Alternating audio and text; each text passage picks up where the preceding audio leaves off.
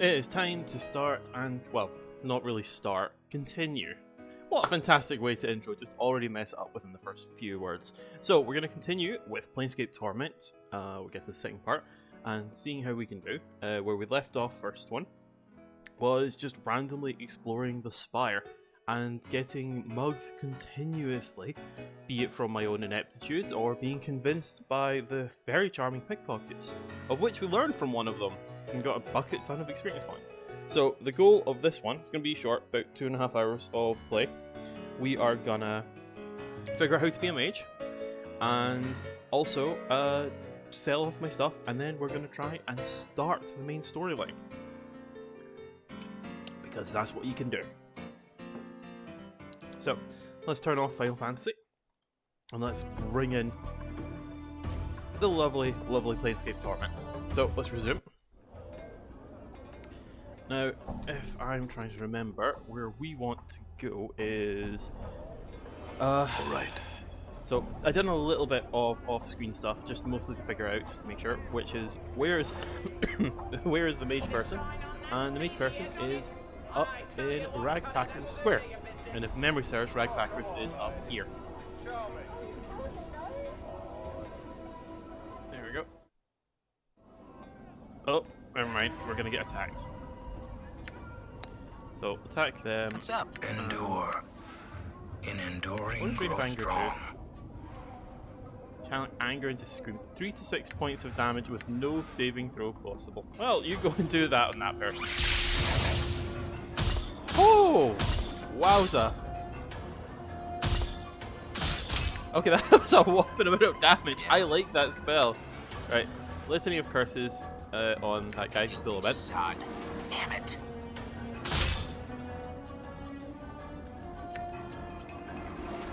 Huh? No, pull that guy in. You got a face only a sledgehammer could love. And has... What? Attack him. Oh, he bites hard. Oh! I didn't mean to go into the next zone. One of the dilemmas of this. At least all the loot's still here. A bronze bracelet. Which we shall What's give up, Chief? to Mort Okay. to carry. Now, don't ask the question as to how Mort can carry it. He just can. Alright. And I think that's just a bunch of waste junk that I've got over there. Oh no, they're bugs. They're bugs, that's what it is. Right. And I think, is this where I want to go? The Ragpicker Square, yes. I'm gone. Let us explore, explore, explore. Sharegrave's Kip, Carver, Yellowfingers.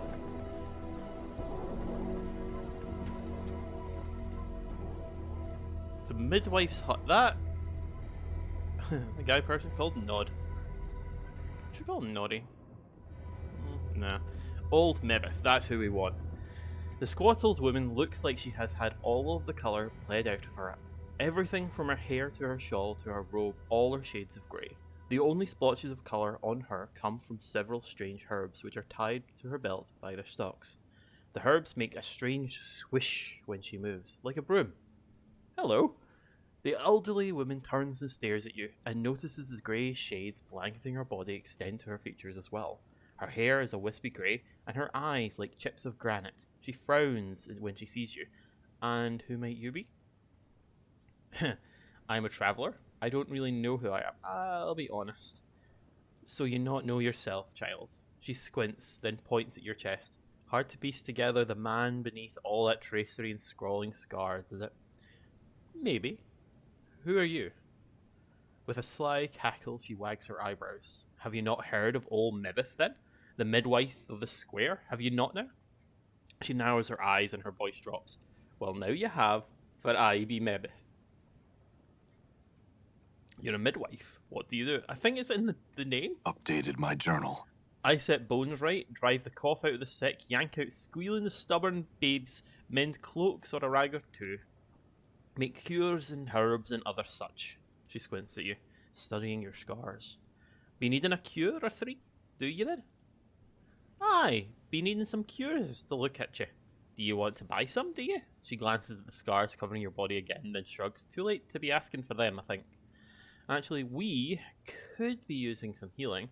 I don't need any cures now, but they might be useful later. Can I see what you have? Yes, because I want to sell a lot of this good junk, like the bronze ring, the bronze ring.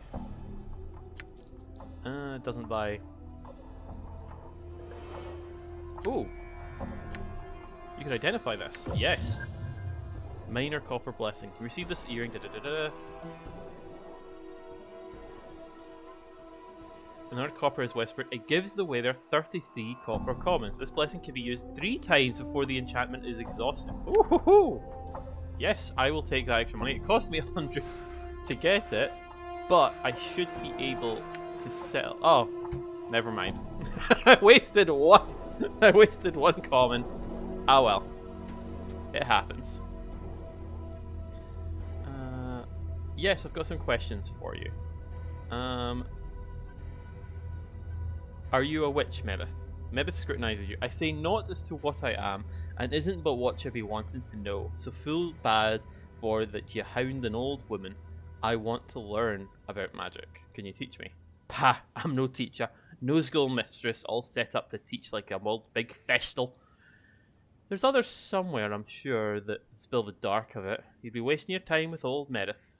I don't agree. I think you've got a lot to teach. Mebith looks at you intently. Why do you want to learn such things? Because I may need it to solve the mystery of who I am, or I just want to know. I'm going to say to solve the mystery of who I am. After a moment, Mebith nods. The art may help, it may not, and you must not rely on it to solve all your problems. Child, it's most likely going to add another chip to your pile of questions. Understand? Will you teach me? Bah! One should make songs rather than make magic. Songs make more beauty. Magic's been made dull, commonplace, soiled by the mob of people that have been tromped through it. I'll teach you, but first you need to do something for me. My legs aren't good enough for walking about Sigil, and there's errands I'd have you run. I need you to fetch me some herbs from the market. It's spireward, easterly and southerly from here in the Hive Market. Here's a sample. She takes a black seed from her coat and flicks it to you. Updated my journal. You twist the black seed in your hand. As you do, you feel a small bite, and then a small drop of blood oozes from your thumb. There are tiny barbs on the seed, like teeth. Careful with it. Show it to one of the fruit merchants in the market. They will know what herbs you seek. Okay, I've got the questions, though, before you go. I could use some healing? Very well, then. She reaches for one of the old dry herbs, snaps it off the stalk, and grinds it into her calloused palms. Then small whips of dust and pollen rise from her hands. She then mumbles to herself, then blows the dust into the air. Updated my journal. The grey pollen swirls around the room, blanketing you and your companions. You breathe deeply, and less than a moment later, you feel strangely refreshed.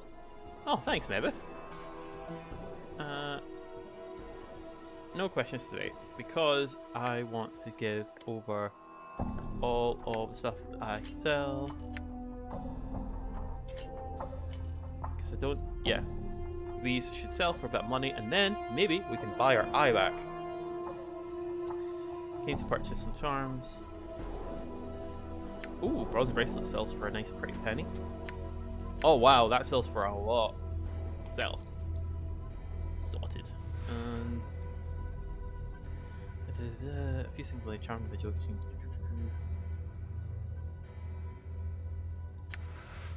I don't think I want that.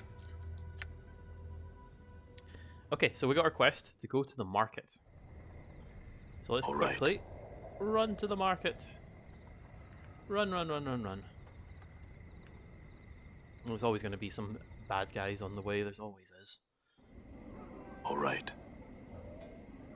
Thankfully in this, you can, for the most part, escape combat by just running past them. It's like, it's pretty generous that way. I'm gone. Like, oh, you're under attack, just run away from them. Especially the randoms. Oh, for the finest herbs. Well, there we go, that's who we want. Mebith, the midwife of the square, needs some herbs from this seed here. Can you help me? The man takes a seed, looks at it critically. As he presses it between his thumb and forefinger, he winces and a small bit of blood appears in his thumb. Ah, so he's got a bit of bite. I noticed that. Do you have the herbs? He can't seem to take his eye off the seed. Lad, I don't know if there's anyone who has your friend seeks to be square. I've never seen such a seed before. You would need someone who cultivates seeds such as this, and I have none. Very well. Updated my Where can I journal. find them? Don't know the dark of that, friend. He hands the seed back to you. Hard pressed to find a gardener in the hive. Ah, we know a gardener. Maybe Mourns for Trees can help. Which also works well because I kind of want to buy my eye back, but not quite yet because I want to be a mage first before I do that. Oh, no, not interested. Not interested. Well, you could give me money, and I am full health. Ah, fine.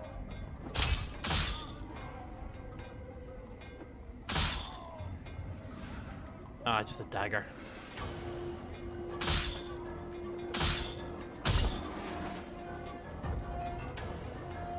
No! Get, okay, more. What's the word, Chief? Get it back. Epoxy bastard. Sure, why not? Oh. Done. Alright, give him the money. And you can just take these iron spikes. Don't think I'll be needing them. Yeah, I don't think I will.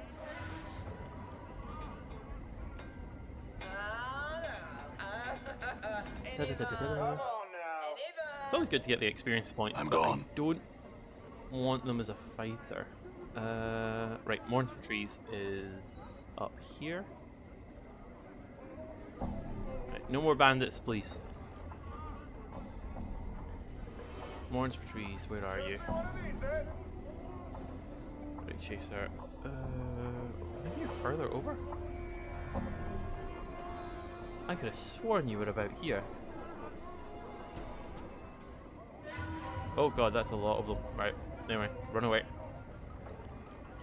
Well, I keep saying that I don't really I hear need your to. words. What's up?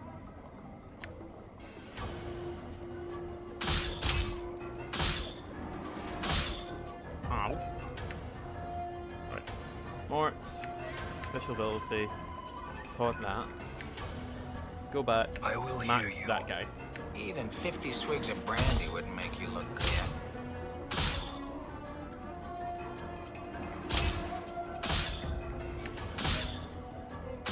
Wow, the crowd of Balance people are in joining all running up things. beside me. Pause. Mort. Huh? Taunt it.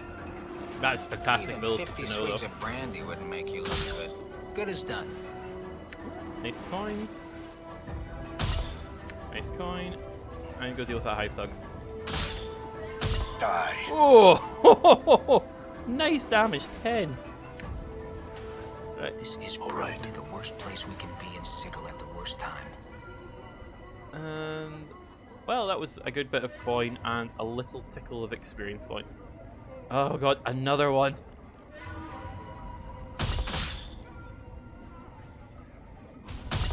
Ow. I didn't want you to hit me. Where are you, Mourn for Trees? I thought you were here. I must have run past them. Ah, there they are. I did run past them. Silly me. Mourns for Trees smiles widely upon seeing you. Ah, my friend, you've returned. The trees seem to improve each day. Something you wished of me? Yeah, I've got a few questions.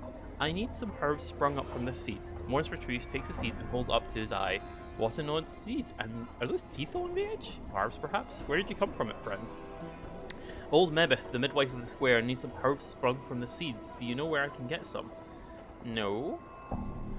He holds it in his hand. This is the only seed of this kind I've ever... Ah! He winces and spots the spot of blood glistens from his thumb. The barbs on it are sharp indeed. Perhaps you should hold it. So you can't help me either? Unless you can make one grow, I cannot. Again, I've never seen a seed like it. If we wanted it to grow enough, is it possible to make it grow? Is there any way to make it grow faster? If I'm not going to wait the damn thing to grow, I need them herbs, I need them now. Monster Tree looks. Perhaps if you cared enough, if you see what I mean. Well, what do you mean? This is Sigil, friend. Belief is everything. Everything. From the spire on which Sigil rests to even the tiny seed you hold there. If you believe enough, anything is possible. Focus on the seed, will it to grow. To your surprise, there is a crack and the seeds split, twigs splitting from its surface like fingers. Instinctively, you drop the seeds, but the talon-like twigs wrap around your wrist and will not let go. Updated Wait, my what? journal. Mournful Tree stares at the barbed branches wrapped around your wrist, stunned.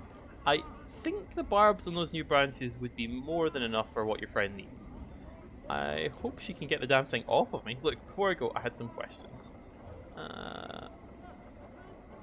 Why are all the trees dying? No, that's fine. We've already done your quest. Right, cool. There we go. Let's get out of here. I'm gone. Oh, nope. No, that's the wrong wast. We'll go this way. Nope, Done. nope. It's the wrong way again. I'm The wrong gone. side. We need to go up and around.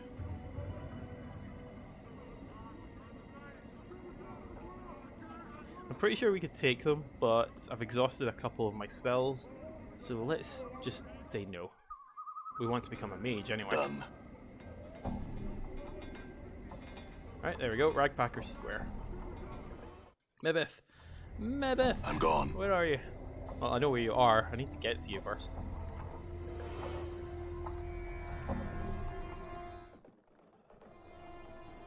There you go, Mebeth. I've got your herb. I returned with the herbs you wanted, and maybe you can get this damned bramble patch off my wrist? Is that so? Mebeth glances at the barbs that surround your wrist. If so, think it off then. Updated my journal. Creaking and snapping, the black barbed branches unravel themselves from your wrist and form into a tangled ball of brush and twigs. It looks like a nest of dead black snakes, Mebeth snorts. Think it into a picture frame or some such. Something with more structure and less angles. Concentrate on the barbed ball, then imagine it as a picture frame. The branch ball creaks, the twigs bending and twisting until the branches have bent themselves into a small picture frame. Two handspans on the side. Almost unconsciously, you imagine shape the barbs into the back of the frame so it can be hung from a wall easily. And as an afterthought, you move the remaining barbs to the inside of the frame so it can be picked up by the edges. How's that? Maybe stares at the frame for a moment and cackles. Ha! Square enough it is. Good work, child. Good work. She picks up the frame and scrutinizes it. This'll do nicely. Is that all you wanted it for? Aye, well, this is enough. Aye, but there was one thing I forgot to tell you, Fetch, when you left last time, and it'll take you back to the merchant square, it will. Look for the cloth seller, Griscoll. He has some rags of mine that he was supposed to wash, and long has it been since I first asked him to do it. Okay. Let's go I and do feel that. stronger. Oh, I leveled up. That's lovely. We'll just All right. keep that for the moment. I don't really want to do the level up stats right now. We'll do that in a second after I do the merchant. All right. Merchant, coming to find you. Right, we're looking for Giscarl. Let's see. There's Mar, Hythug, Davos. Wait, no. I'm not in the right area yet. Merchant's down here. Nope. Wait a minute. Is Done. I'm gone. that one of the old guys that I had been trying to fight? I think it is. Huh. Well, go take him out. Get my XP. There we go. Well, money more realistic. 600 throne or commons, as they're called. All right. Oh, I've been playing too many games where the coins are different things like councils and thrones and ducats. So, anyway, merchants. Let's have a look. We are looking for Giscarl. There's Giscarl. You see a spindly-looking merchant with a small brush of grey and red stubble across his chin. He wears several layers of brightly covered robes, so much so that he looks like a flag with arms and legs. He is shaking slightly as you watch. Hello, Nersdo. Giscarl. He bows and spreads his trembling hands. As he does, you notice his hands and forearms are twisted in a mass of black scar tissue, as if they were once really burned. How did you hurt your hands? Giscarl doesn't seem to have heard you. He answers only with his spiel, delivered in the same flat monotone. Giscarl buy cloth, sell cloth, wash cloth, mend cloth, and... He gestures to his layers of clothing. Wear cloth. I see. I'm here to pick up some wash. Mebith, the midwife. Washcloth? Yes, Mebith. Rag picker? He taps his fingers as if counting something. I know, I remember. He holds up a trembling finger as if telling you to wait. Well, let's wait for him. He comes back with a flattened mass of green rags, thin as paper, yet so stiff they look like they could double as wooden boards. The rags are so caked with a greenish lime starch that they look like it would take years of soaking to relax them. How did you clean these? Gascarl washcloth. Starch cloth every 5th day. Washcloth, starch cloth every 5th day. His eyes flicker. Gascarl washed many years, always starch cloth on 5th day.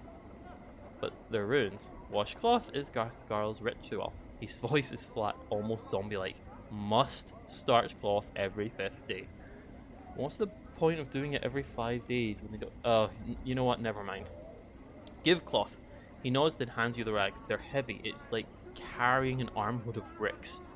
Okay, well, let's go back to Mebith. So, just to help out Nerdle, I'm on the aim to become a mage. Oh no, I don't want to fight.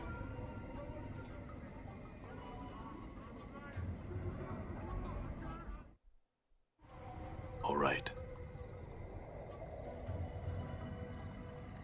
I do like the fact it's like, oh, you could fight. No, just walk away, or in my case, run away. Right, Mebith, we have it for you.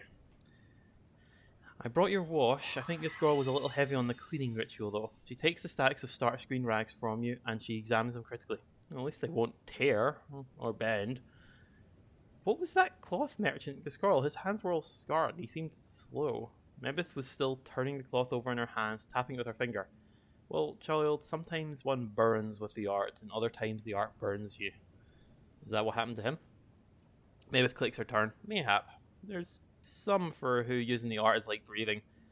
They strolls about with pointy hats and stick-weed pipes, and there's hedge wizards and plain-touch gypsies and fortune casters and half-seers and midwives who flicker with the art. Them have a harder time of it. And Gascarl?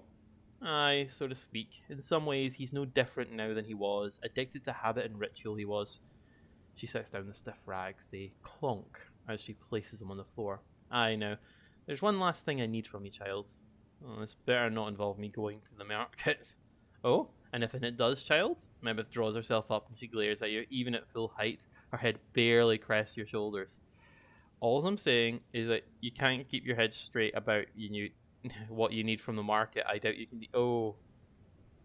Mebith, it's a waste of time to keep travelling to the market for all these things, especially when you could have them taken a moment and thought about everything you need and send me on the errand 3 times. And Mebith puffs up, her face turning turnip red. Oh, aye? Is that your feelings on the matter? If it is so, then leave, I tell you. I won't be wasting my time trying. No, I'll do all the errands. Just tell me, is there anything else you need to pick up while I'm there? Only this.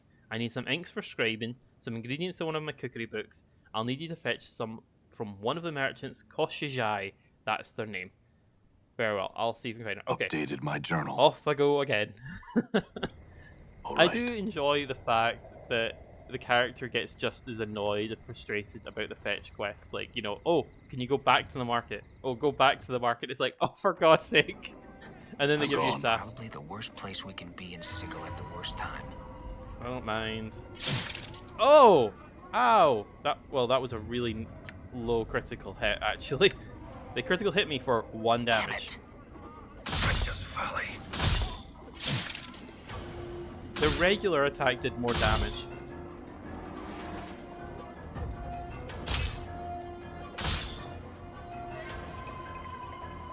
I'm not that interested in chasing after them. I will take that copper bracelet though. I'm gone.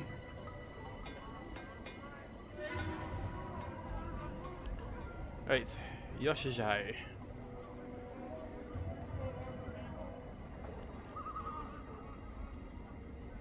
Come on in, Basher. We Let's have the see. best blades in town. Is it going to be one of these I need to go into a building? Potentially. Oh, what's in the box? Oh, nothing. Well, let's think. Jellied Hydra eyeballs in aspic. Give it a try. Limlim, Craddock. There's iron nails. Ah, there's Kosajai.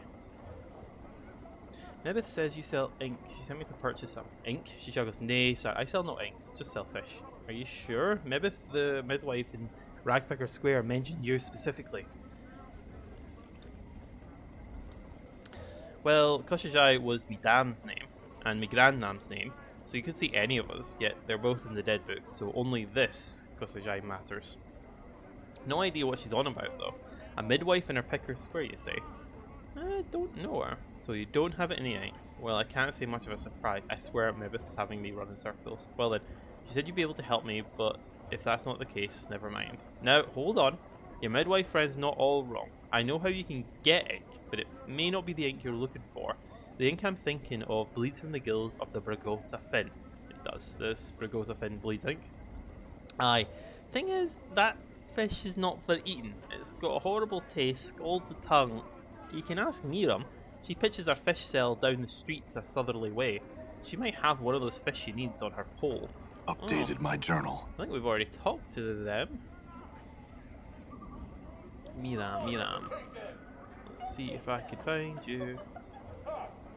More harlots, collectors, harlots. Miriam.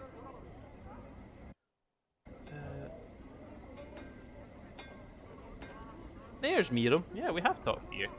Well met, what can I do for you? Have you heard of the Brigota fin? I was told it bleeds ink from its gills. She blinks and nods. That fish is a strange one, it is. Not many have heard of it unless they want to eat it. Difficult to kill, and even in death it still seems to live.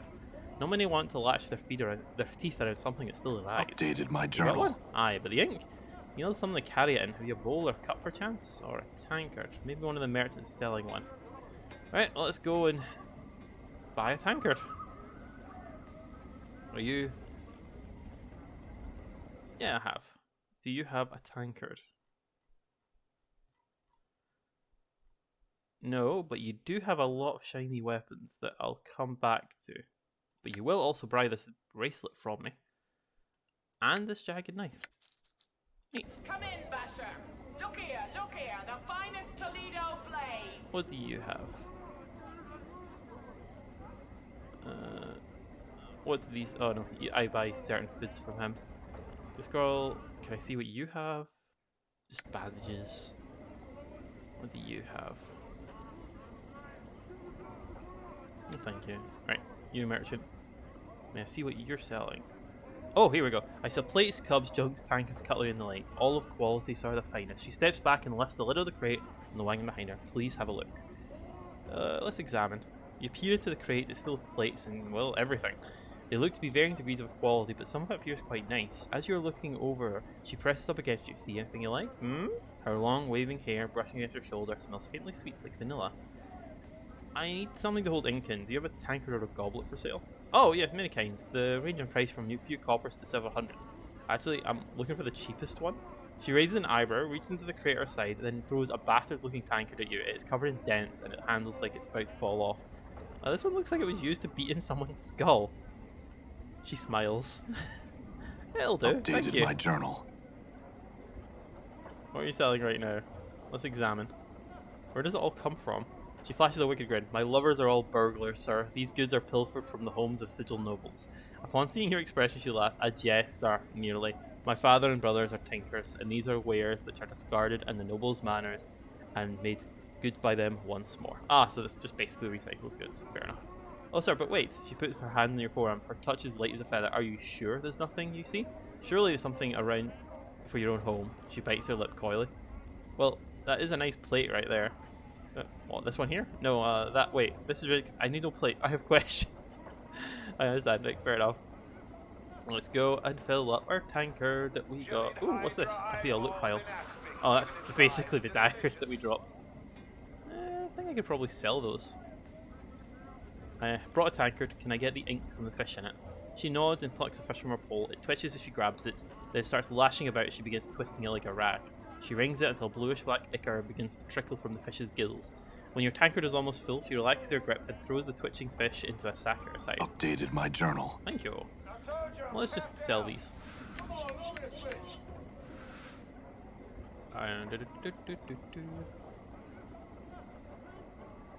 Yes, I have. Will you buy these? Oh, you won't. You'll sell me the spikes, but you won't buy them.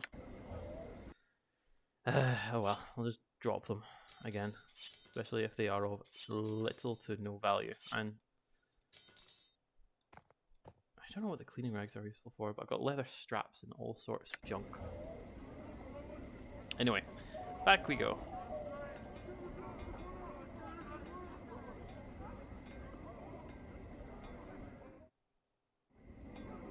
All right. And we'll kill you guys. Get you both dealt with. Come in, my girls, are the finest in town. They'll make you. Or just with horribly. Oh, dirty rat charm. Nice. Pause. What? Mort. Taunt. Your sheer ugliness stabs pain into my eyes. All right. I do like the taunts. Right, and a couple more commons. Right, okay. All right. If memory serves, like, we're actually getting all the items to become a mage, even though it sounds like errands. Mebeth! Here's the ink you wanted. Mebeth takes the tankard of ink from you, stiffs it, prime ink, fresh as it is, aye? She nods at you. You've done well, child, all I've asked. Now, I ask you again, after all you've seen, do you still want to learn the art? After all, the guiding goal of your errands was to test my persistence, was it not? Mebeth smiles and nods. Yes, mayhap, child, mayhap. And that's not all. You knew I had to you know who I had to see to accomplish each errand, didn't you? Mebeth nods again, slower this time. Mayhap, child, mayhap. If and so, what did your senses tell you about them? Mourn for Trees showed me that my beliefs affect the world around me. This girl taught me that the ritual is a wasted effort if the purpose of the ritual is ignored. Mianam taught me that no matter how much I think, I know there is still much I can learn from another's eyes. Mebeth is silent for a moment, and then she slowly walks over to you and touches your cheek. Oh, child, you will be a master sorcerer one day, you will. You have the knowing of it, yet you've come to old Mebeth for help, you have. What could a midwife teach you? Much, Mebeth. I want to learn all you have to teach. So, usable items placed in my backpack. Okay. So you'll have to walk a path then, Mebeth says. Well, first things first, just having the knack for the art isn't enough. You need some means of giving it focus, usually spells. The spells are usually in a book, so the art demands you have a spell book, or it's like a 4 you can cast spells, you know? Can you read? Yes. Then let's test it. Can you read this? Mebeth draws forth a small tattered card. It looks like a recipe. Let's examine it. The writing on the recipe swims before your eyes, each symbol twisting out of focus whenever you try and read it. Almost instinctively, you just relax your eyes, allowing them to take in the page all at once, and the symbols suddenly bleed together. The recipe lists measurements, ingredients. It appears to be some minor divination. This is a minor divination. It looks like it's a spell that allows the user to see the nature of an item, to see whether it's enchanted or not. Identify spell! Mebeth's eyes widen. Who are you to test old Mebeth so? Are you some fiend? Updated my journal. Well, not expecting it I was, I. She nods at the recipe, then plucks it out of your hand. What you see is written in the language of the art. If you're not a mageling yet, it should be all a swirl jumble of mishmash. She snaps her fingers, yet clear as crystal you pluck the sense of it right up. Maybe you tell old Mebeth why that is. I think I may have known once, but forgot. Seeing the symbols just jarred my memory. Or else a natural gift you may have. No matter, you've just shaved seasons off your learning, you have. Mebeth harumphs, and I'd been looking for someone to handle the chores around here I had. If you need help with anything around here, you can still ask. It's the least I can do in exchange for you teaching me. No, don't worry yourself about that. Well, you can read spells well enough, but spells are no good without a book, as you put it. Well, do you have one? Mebeth glances around the hut, and she catches sight of a black barbed picture frame you made.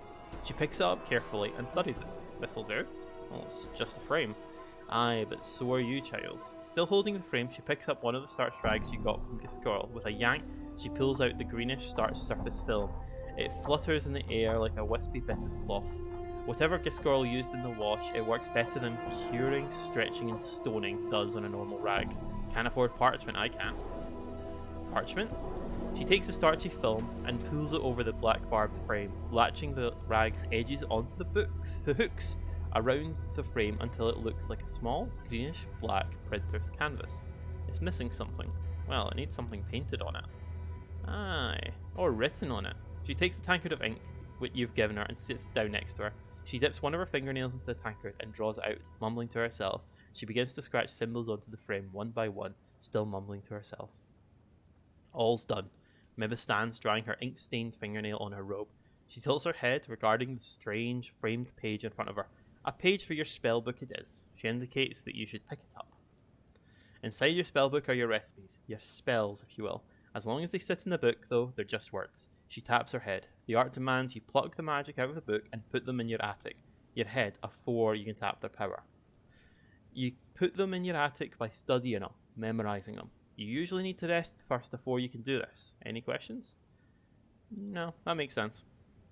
No questions, eh? Well now, you should have questions. You know all about how to memorize spells, do you? You're a sharp one. You sure don't need any of Mebith's words all gobbling up your precious time. You're a master sorcerer already. Forgive me, Mebith, I meant no questions in what you'd said. Please explain how to memorize spells. Alright then. Here's the dark of how you memorize the spells. Pick the spells you want to stick in your head from your spellbook before you go to sleep. When you wake in the morning, they'll be buzzing in your head like flies, ready to be lent out. Okay, how many spells can I cast? You can cast only one, maybe 2 spells before needing to rest again. As a tiny flitting mageling, there isn't much room in your attic, so use your spells wisely until you get wiser in the art.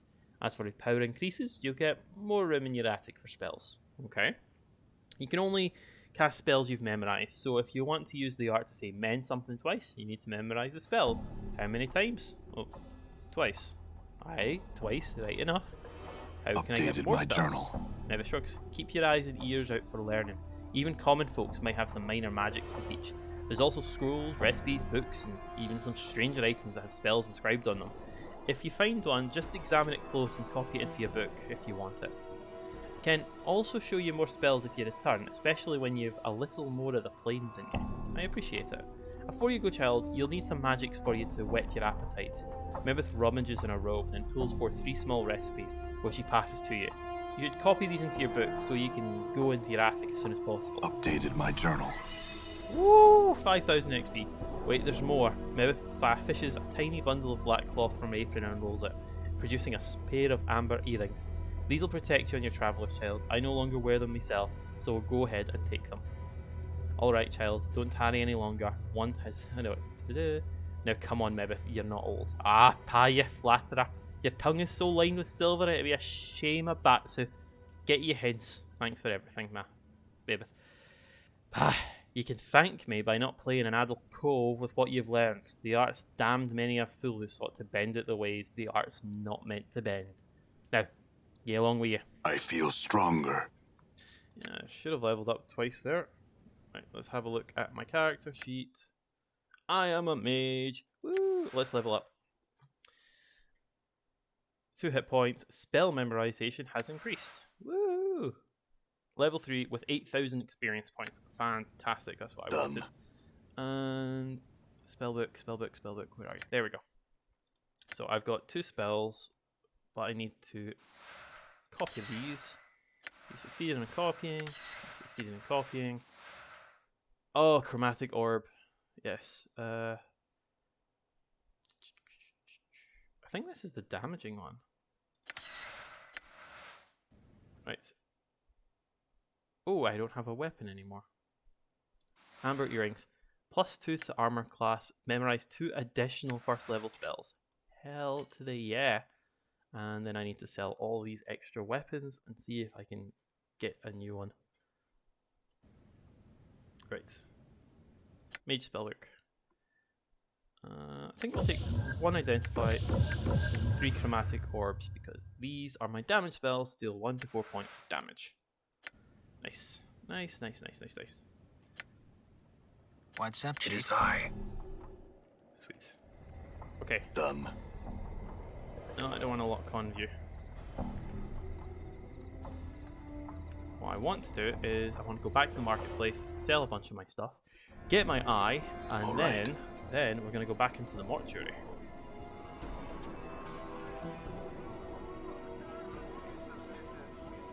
Mars back.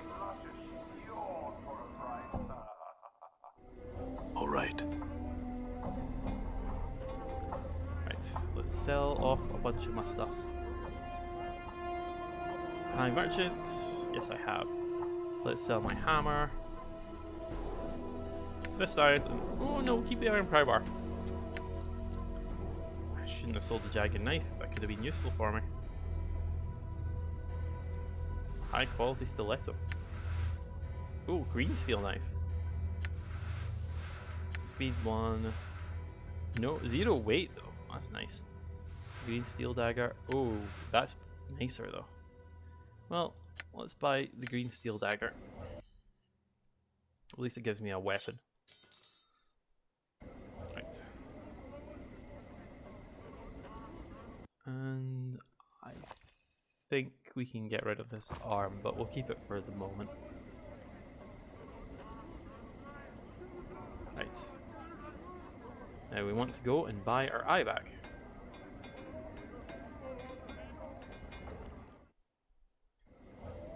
Done. I think we can negotiate it down to about 300. So, well, we already did. Done. There you go. Give me my eye. You said my eye. I'd like it back now. 500? That's ridiculous. He paused for a moment considering. That it is. Tell you what, give me 300 for the eye. It's a deal. Here's your money. He produces a darkened, wax-stoppered, wide-mouthed bottle from his pocket. You hear the sound of liquid sloshing around inside, along with a heavier, squishier noise.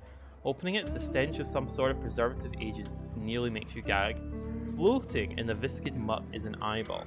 You better figure out what you want to do with that now you've exploded to the air. You might as well put a pickled egg in the jar for all the good it'll do you. Make up your mind, Cutter, pickled egg or not. Tear out your eyeball and place this one in the socket. Ow! Without a moment's hesitation, you reach into your socket and pop your eye into the palm of your hand. The bartender helpfully severs the optic nerve and directs your hand into the jar of goo that sits at the table. You deposit your eye into the preservative, wrap your fingers around the old one, and slide it into your empty socket. The pain of the entire operation is incredible. After a moment though, you can feel the optic nerve reattaching itself to the new eye, and suddenly you're hit with the flash of a memory. A vast expanse of chaotic, ever-changing wasteland stretching before you. A group of humanoid vultures plummeting toward you, cruel weapons ready to strike, and your own shining blade clutched tight in your fist. Three toughs surround you in the colours of the enemy you can't quite place. Long daggers glisten in their hands, and the light glints cruelly from their exposed teeth. You glance at your scarred hands and know that soon they'll be covered in blood. An enormous frog-like creature comes bounding over, through, under chaos stuff, headed for you with a mouth full of teeth. You hurl your javelin through the shifting matter and pin the creature to a sudden stone plinth. You have recalled some of your lost fighting skills. Cool. Proficiency points increased permanently. Cool, I don't know what that does.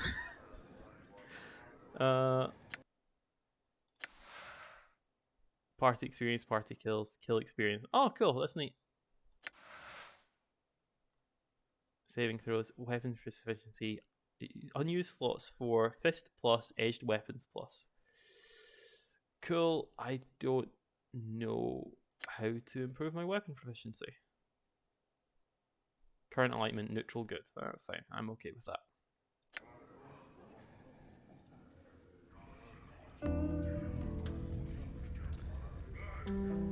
There's another person I can talk to.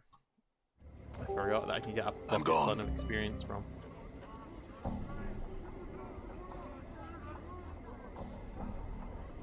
So we're gonna head back up and see if we can go into the mortuary, but I'm gonna try and level up a few of my stats first. Done. Oh, Nameless One is badly wounded. Well, first things first. Let's head to our little resting hole. And let's see. Spellbook. Yeah, we're good. Rest. Hello, Mistress of Pain. Or Lady of Pain. Or the Mistress of Sigil. And huzzah, I am fully healed and now have spells to cast. I'm gone. I'm gonna talk to Dacon What here? is your will? There are things I would like to know, Dacon. I wanted to ask some questions about the Cathasari. Can you seem to place a special emphasis on knowing? And if I do not know myself, do you know yourself? As you know, I'm trying to get. We've already done this in part 1, but there's something that I would quite like to do with him. Perhaps I was being too kind. No, I don't think that's it. Very well, I would like to know. Can I talk to you about your teachings? I wish to give up my current profession and resume the study of the weaponcraft, Dacon. Can you train me? Can you teach me anything of the art, Dacon? Know that the way of the people is not the same as the art you have come to know. It is the energy that gives the strength. It is knowing the self that gives strength. The teachings of Zerthamon speak of those things. Would you teach me the way of Zerthamon? Do you know what you have asked? The texture of Dacon's blades flows until it becomes as stone. To walk the path of Zerthamon, you must know of the people. The knowing of such things by one not of the people is a difficult matter. These are not of the people who have heard of the way of Zerthamon, but they do not know the way. Dacon, I want to know of the people and know Zerthamon's teaching. I believe there is wisdom to be learned in such things. Updated my journal. Know that I have heard your words, and I shall test them. To learn, you must know the people. To know the people, you must know the unbroken circle of Zerthamon. Dacon holds up the stone disc in his possession, and his spider-like fingers hook into its sides. There is a click, and the plates of the circle slide into a new configuration. He reverses the motion, sealing the stone. No, the first circle of Zerthamon is open to you. Study it, then I will hear your words. I will read the first circle, then, in the meantime, I had other things I would know. Very well, I will examine it and speak to you. So he... Oh wait, I thought he would have given us it. I am slightly confused. Endure. In enduring growth, what is your will? Can I talk to you about your teachings? I have read the Unbroken. I want to speak more about the way. I am still... Oh, right. It's in his inventory. Right. The small round stone in the Unbroken Circle of Zerthamon. The Unbroken Circle is a Zerth religious text containing teachings of Zerthamon, the founder of the Cathasari people. The circle is made up of series of interlocking circles that fold out from one another. Depending on which branch the reader wishes to follow in the path of teachings, it is said that some Zerths spend years poring over the combinations of the place, looking for new significance in their teachings. Dacon seems to use the text as a means to focus his spell-casting abilities, for he pores over the tablet, occasionally memorizing the words. Let's use it. This small round stone is the Unbroken Circle of Zerthamon. We already know this. Their links prove the text was constructed by a master artisan. Unlock the first plate as Dacon showed you. You mirror the motions that Dacon made upon the circle, and the plates give way to your touch, the rings sliding into a new configuration. Upon the rings are a series of symbols. The script is like no writing you have ever seen. It is a series of interlocking geometries with circles predominating. Just looking at it, you know the symbols and know you can read them. Read the first circle. Know that we are the first people. Once all was chaos, the first people were drawn from chaos. When the first people came to know themselves, they were chaos no longer and became flesh. With their thoughts and knowing of matter, the people shaped the first world and dwelled there with their knowing to sustain them. Yet the flesh was new to the people, and with it the people came not to know themselves. The flesh gave rise to new thoughts, greed and hates, pain and joys, jealousies and doubts. All of these fed on each other, and the minds of the people were divided. In their division, the people were punished. The emotions of the flesh were strong. The greed and hate, the pain and joys, jealousies and doubts. All of these served as the guiding stone to enemies in becoming flesh. The first people became enslaved to those who knew flesh only as tools. They know these beasts were the Illithids. Oh god, yeah, the Eldritch Illithids. Ah, that's nice. The Illithids were a race that had come not to know themselves. They had learned how to make other races not know themselves. They were the tentacled ones. They lived in flesh and saw flesh as tools for their will. Their blood was as water, and they shaped minds with their thoughts. When the Illithids came upon the people, they were a people no more. The people became slaves. The Illithids took the people from the first world and brought them to the false worlds. As the people laboured upon the false worlds, the Illithids taught them the way of the flesh. Through them, the people came to know loss. They came to know suffering. They came to know death, both of the body and mind. They came to know what it is to be heard of another and have their flesh consumed. They came to know the horror of being made to feel joy in such things. The unbroken circle is the knowing of how the people lost themselves and how they came to know themselves again. Well, let's examine. Let's leave and let's talk to Dakon. What is your will? These are things I wish to know. Can I talk to you about the teachings? I have read the Unbroken Circle of Zerthamon and want to speak to you. What do you want to know? Strength lies in knowing oneself. I learned that once someone does not know themselves, they are lost. They become a tool for others.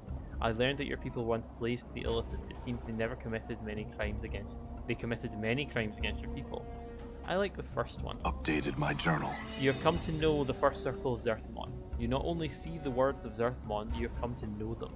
The Khan holds up the circle and hooks his fingers around the edges. There is a click, and the plates of the circle slide into a new configuration. He reverses the motion, sealing the stone. Know the second circle of Zerthamon is open to you. Study it, and I will hear your words. I will read the second circle. Okay. I cannot part with that. Let's have a look. Unlock the second circle. You slide the plates, you know the symbols, and know you can read them. Know that the flesh cannot mark steel. Know that steel may mark flesh. And knowing this, Zerthamon came free. Know that the tentacled ones were of flesh. They relied on the flesh and used it as tools for their will. One of the places where flesh served their will was the fields of husks on the false worlds of the Illithids. The fields where their bodies of the people were cast after the Illithids had consumed their brains. When the brains had been devoured, the husks came to be fertilizer to grow the poison-stemmed grasses of the Illithids. Zerthamon worked the fields with no knowing of himself or what he had become. He was a tool of flesh, and that flesh was content. It was upon these fields that Zerthamon came to know the scripture of steel. During one of the turnings, as Zerthamon tilled the fields with his hand, he came across a husk whose brain remained within it. It had not been used as food, yet it was dead. The thought that one of the husks died a death without serving as food for the Illithids was a thought Zerthamon had difficulty understanding. From that thought came a desire to know what had happened to the husk. Embedded in the skull of the husk was a steel blade. It had pierced the bone. Zerthamon realized that was what had killed the husk. The steel had marked the flesh, but the flesh had not marked the steel. Zerthamon took the blade and studied its surface. In it he saw his reflection. It was a reflection of the steel that Zerthamon first knew himself. Its edge was sharp and its will the wearer's. It was a blade that would come to be raised against Gith when Zerthamon made the pronouncement of the two skies. Zerthamon kept the blade for many turnings, and many were the thoughts he had about it. He used it in the fields to aid his work. In using it, he thought about how it was not used. The Illithids were powerful. Zerthamon had believed that there was nothing that they did not know, yet the Illithids never carried tools of steel. They only used flesh as tools. Everything was done through flesh, for the tentacled ones were made of flesh, and they knew flesh, yet steel was superior to flesh. When the blade had killed the husk, it was the flesh that had been weaker than the steel. It was then that Zerthamon came to know that flesh yielded to steel, and knowing that, he came to know that steel was stronger than Illithids. Steel became the scripture of the people. Know that in the steel is the scripture by which the people came to know freedom. Neat. Let's talk to Dakon again. What is your will? There are things I want to know. Can I talk about the teachings? I have read the Unbroken Circle of Zerthamon, and I want to speak to you more about the way of Zerthamon. I learned that not knowing something can be a tool. Just like flesh and steel, upon encountering it, you attempt to know its nature and how it came to be. You have seen the words, and you have seen beyond them. You have came to know the second circle of Zerthamon. He takes the circle and with a deft motion twists one of the links so one of the plates slides forth. But strangely enough, the stone still appears intact. He hands the plate to you. Meditate upon this teaching, and the knowing of it shall give you strength. When you have absorbed it, you shall know more. Very well, I shall study the circle, yet I would still know more of Zerthamon's teachings. Dakon's fingers feel around the edges of the stone circle, and he twists it clockwise, the links clicking until they have settled into a new configuration. He then reverses the motion, resetting the stone. The next circle of Zerthamon is open to you. Study it, then I will hear your words. I will study this next circle. I feel stronger. Sweet, we leveled up. Memorization is increased, we gain an extra hit point. Nice. Nice. We'll gain a skill point soon. We have the second circle of Zerthamon, so we have now learned a new spell. Right. I hear your words. Unlock the third circle. You slide the plates into the configuration Dakon showed you, and a new ring is revealed. The ring carries the same scripts as before, same da-da-da-da. Read the third circle. Zerthamon laboured many turnings for the Illithid Arlathi, twice deceased, and his partnership in the cavernous heavens of the false worlds. His duties would have broken the backs of many others, but Zerthamon layered on, suffering torment and exhaustion. It came to pass that the Illithid Arlathi, twice deceased, ordered Zerthamon before him in his many-veined Galleria. He claimed that Zerthamon had committed slights of obstinance and cowardice against his partnership. The claim had no weight of truth, for Arlathi only wished to know if flames raged within Zerthamon's heart. He wished to know if Zerthamon's heart was one of a slave or a rebel. Zerthamon surrendered to the Illithid punishment rather than reveal his newfound strength. He knew that were he to show the hatred in his heart, it would serve nothing, and it would harm others that felt as he. He chose to endure the punishment and was placed within the pillars of silence so he might suffer for a turning. Lashed upon the pillars, Zerthamon moved his mind to a place where pain could not reach. Leaving the body behind, he lasted a turning, and when he was brought before Arlathi, twice deceased, he gave gratitude for his punishment to the Illithid, as was custom.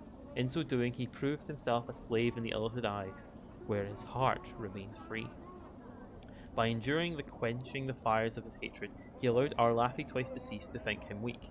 When the time of the rising came, Arlathi was the first of the Illithid to know death by Zerthamon's hand, and die a third death.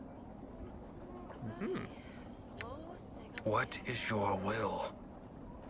And let's see, teachings. I have read the Unbroken Circle. Endure, in enduring, grow strong. There we go. The words you speak seem to strike Dakon strangely. As you speak them, his forehead creases, then resettles into its normal passive expression. Your will has brought you the knowing of the third circle. With this knowing, I impart this to you. He takes the circle and with a deft motion, he twists one of the links, also one of the plates slides forth. He hands the plate to you. Meditate upon its teachings, and the knowing of it shall give you strength. Very well. As you ask the word... Oh, very well. I will study the circle. Is there more you wish to teach me?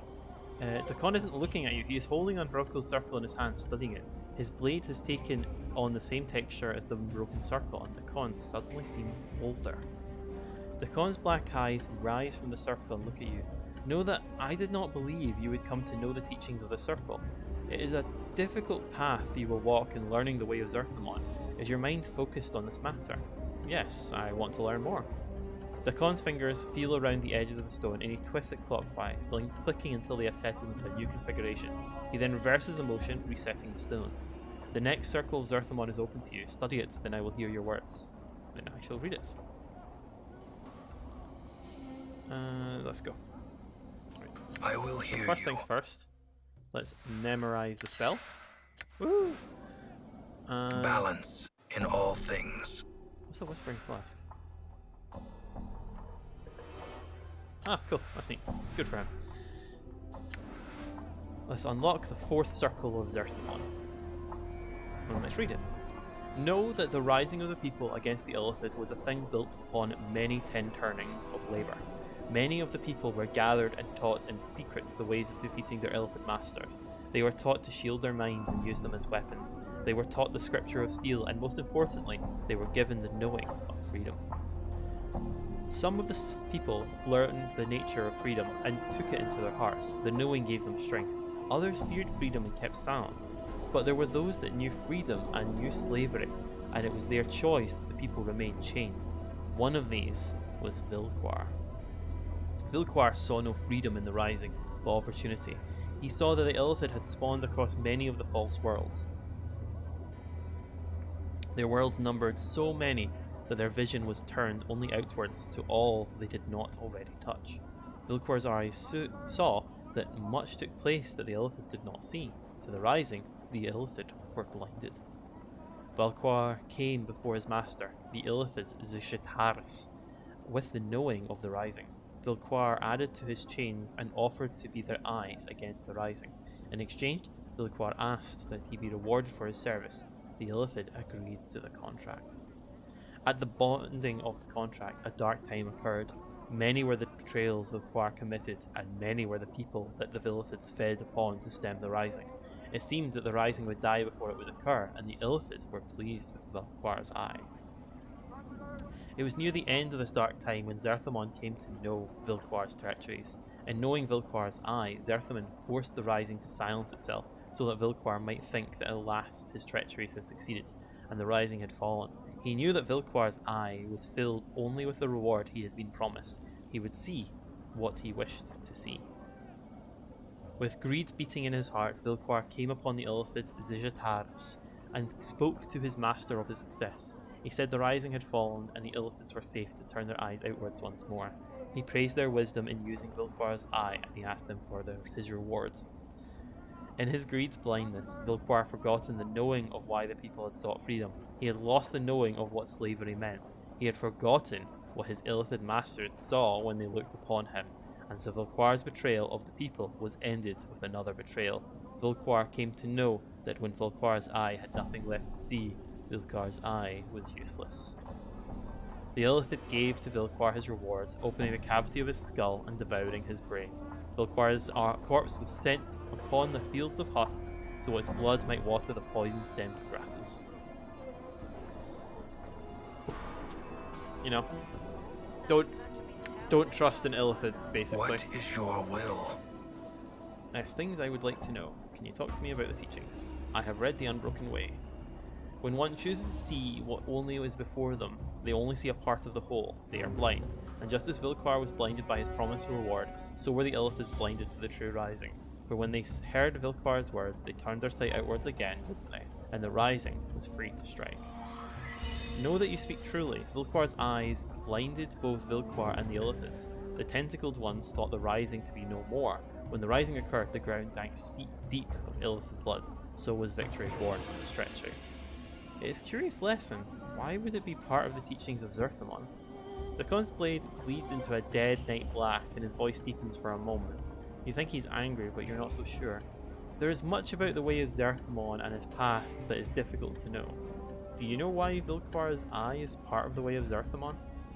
It is part of telling how our people came to know freedom. It lets us know that there are those even among our people who are not of the people, and that even in the greatest treachery, a greater knowing may be achieved. You have come to know the fourth circle. He takes a circle and gives you a spell. Cool, I would know more of the way of Zerthamon. The Khan's hands feel twist clockwise, and there is another circle. Study it. I will read the circle, but I had other things I would know. I will read it. There we go. First things first. Fourth circle. What's this? What is Vilquar's eye? What was this spell do?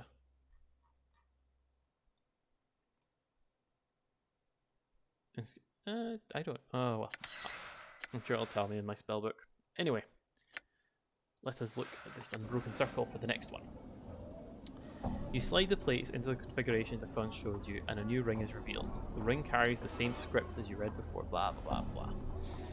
Zerthamon was the first to know the way of freedom, yet it was not the first came to know the way of rebellion. The knowing of rebellion came to the warrior queen Gith, one of the people. She had served the Illithids upon many of the false worlds as a soldier, and she had come to know war and carried it in her heart. She had come to know how others might be organized to subjugate others. She knew the paths of power, and she knew the art of taking from the conquerors the weapons by which they could be defeated. Her mind was focused, and both her will and her blade were as one. The turning in which Zerthamon came to know Girth. Zerthamon ceased to know himself.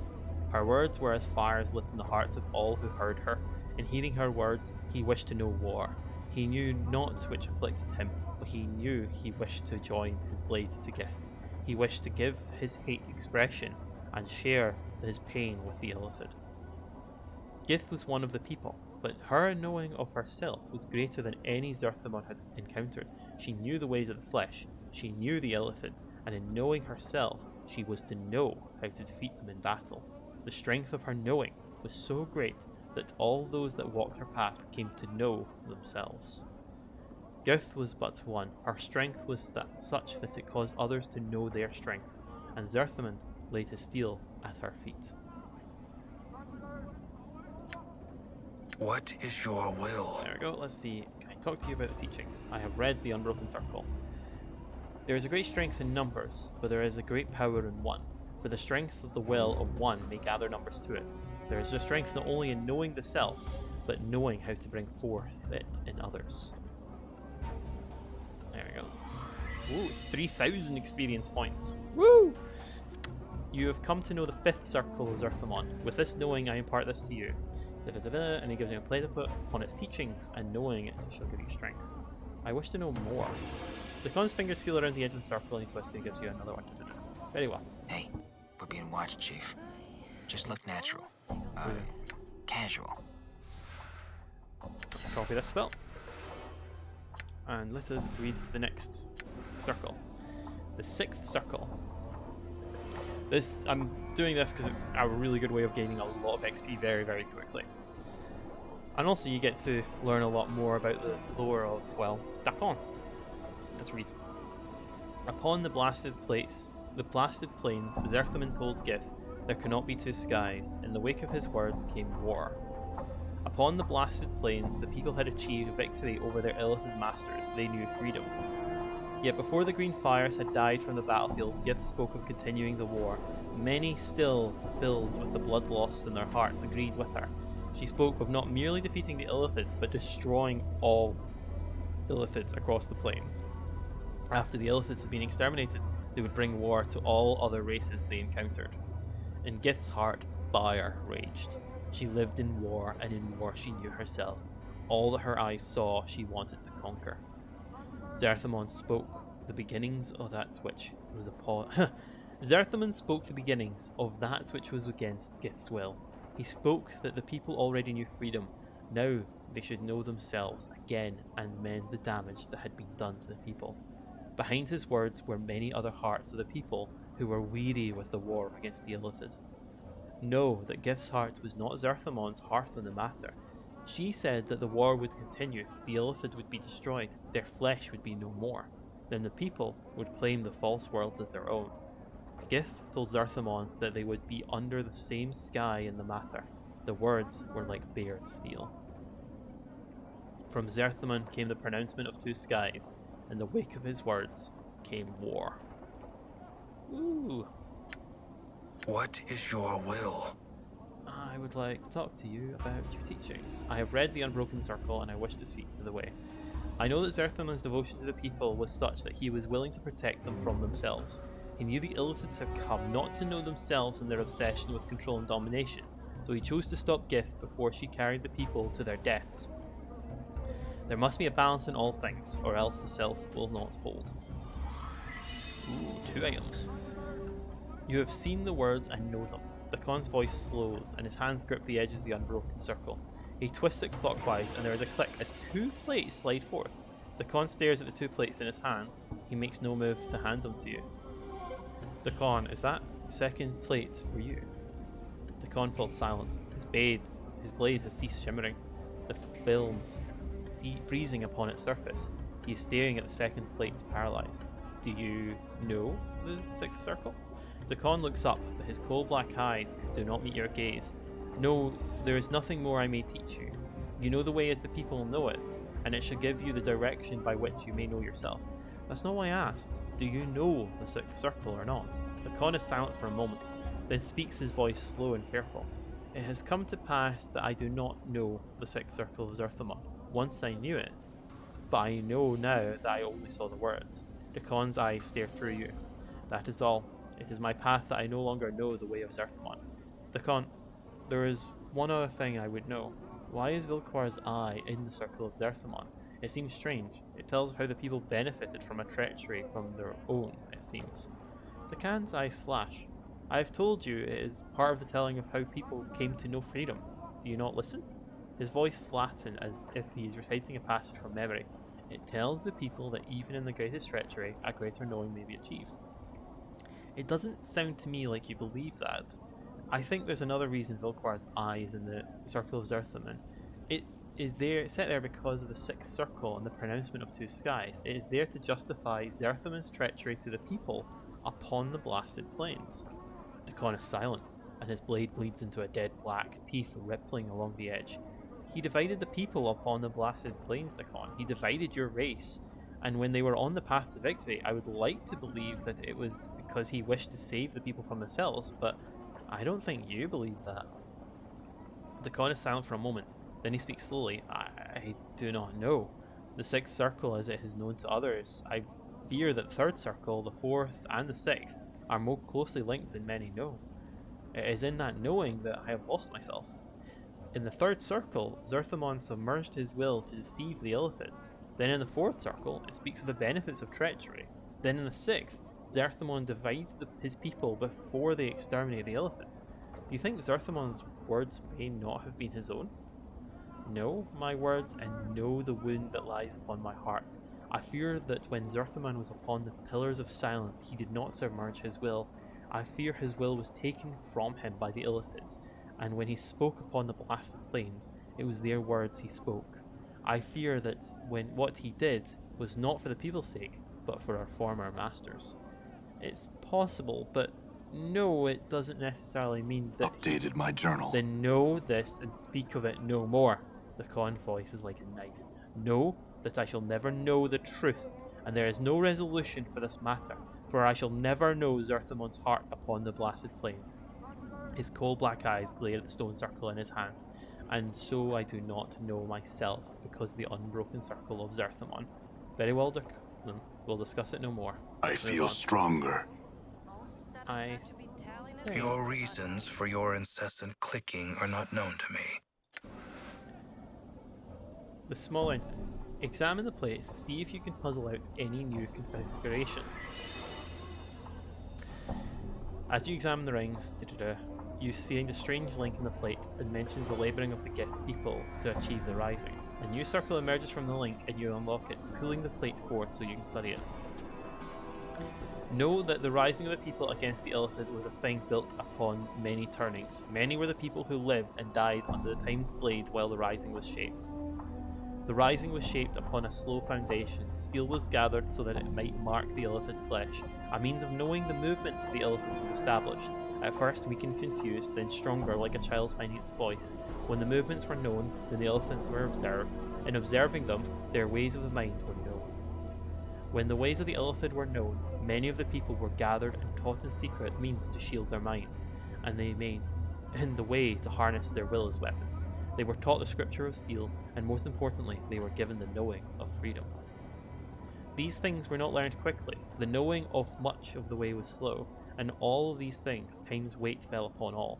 From the knowing of one reflection in a steel blade, to the knowing of submerging the will, to the knowing and seeing itself, all these things and more the people built upon, in time became to know the whole. There we go. Let's talk to him. What is your will? Things I would like to know. Can I talk about your teachings? I have read, and I would like to speak to you more. There was a seventh circle within the stone. It spoke of the building of the rebellion against the Illithids. The Khan falls silent. What does the seventh circle speak of? I don't know. It speaks of time and labour, but I have found meaning in it. When I come to know its wisdom, right, okay, I'm too low level. I think I need to improve my stats. I think it's like you need a higher wisdom in that. But anyway, copy. Copy. Hold up. Oh yeah, that's not for me. There we go. Right, and character, Con, You guys leveled up? Yeah! Mort's leveled up. Extra hit points and his fighting skill has improved. I have leveled up.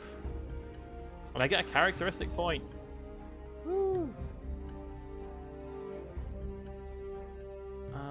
Let's see. Helps you recall memories. I think it's intelligence is what I'm going to put it into. And then I'm going to try and see if I understand the meaning.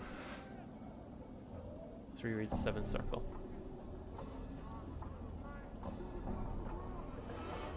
Right. Do I know the meaning now? Will?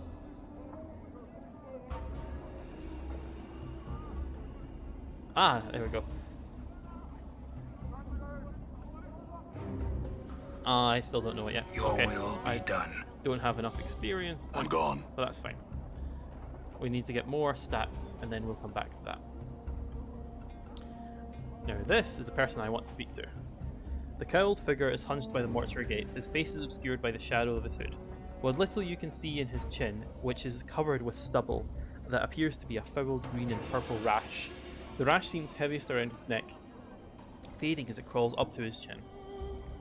The figure doesn't budge. There is a moment of silence, and he responds in a high-pitched voice that sounds more suited to a girl of 10 years than a man. Hi? Who are you? Pox am I? Hi? Pox? Mother and father named me. Wished a pox on firstborn. A curse given came true, it did. Hi. Again, your eyes are drawn to the purplish green rash covering Pox's chin and neck. Oh, I had more questions. What are you doing? Wait for deaders, I do. Hi? Deaders. Find a deader, take him through the gate, get some jink, and I wait. Is the front gate the only way in? Only dead men go in gate, they do. You want Pox make you deader again?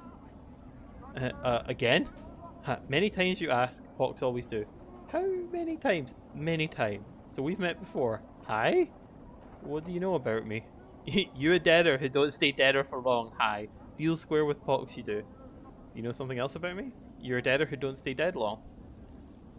Do you know anything else besides that? You're a deader who don't stay dead long. Alright. How about I just pretend to be dead and you sneak me in? Let's Pox see you play deader. Pretend to be dead. Pox watches your performance. When you get back up, he speaks. Hi, Pox, sell you. You want to be sold now? Yes. Right. All right. Although it's quite impressive that I was able to come in with my allies. That's impressive. Apparently all of us played dead. Right. So a few things that we want to do. So I think we'll just only move the one of us. Do we need to go up? Yes, we need to go up first. Because I'm going to try and see if I can find I'm gone. someone.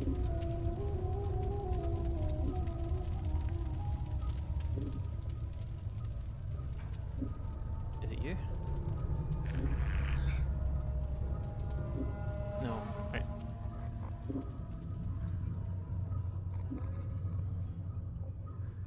Is it you? 613. Or is it you?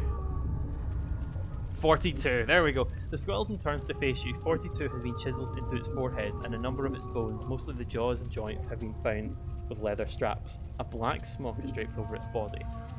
I think this is the corpse I have a memory about. At the sound of your voice, the skeleton suddenly straightens up and crosses its arms over its chest, and its fingers hook into the ribcage. Cross your arms over a chest. In response, the skeleton drops its arms to its side. The leather cord securing its torso snap, and the ribcage folds outwards like a pair of double doors. Reach into the cage. To your surprise, your hand vanishes as you reach inside the ribcage. You have a strange feeling it's somewhere else. As you reach inside the ribcage, your hand bumps against an invisible object. It's about the size of a fist, and it seems to be attached to the skeleton's spine. As you pull out the item, the skeleton suddenly disintegrates, and its iron bolts securing its joints clatter to the floor. Whatever this item was, it seems to have been the only thing holding it together. It looks like an unremarkable lump of iron. You can't imagine why someone else would hide in the ribcage of a skeleton. As you press your hands on the lump of iron to examine it, there is a hiss, and the metal evaporates, leaving behind a strange dagger, a handful of coins wrapped in a dirty cloth, and 2 bloody teardrops. These look like they were inside the lump of iron. and we don't want a club. And I'm just going to drop the arm. We don't need it. Keep the pry bar. The pry bar. Ugh. And let's have a look. Green steel knife. Ah, that's a shame. 2 to 5. 1 to 4. Right, that would have been nice to have, but oh well, we've got a better blade. And at least we've got the spots to keep them. So let me just top up my gear. Bone charm, keep that for the moment. So that's why I wanted to come up, because I remembered where 4 to 2 was. Now we're going to go down as if we're going to leave, and we will save, because I want to make sure I don't fudge this up.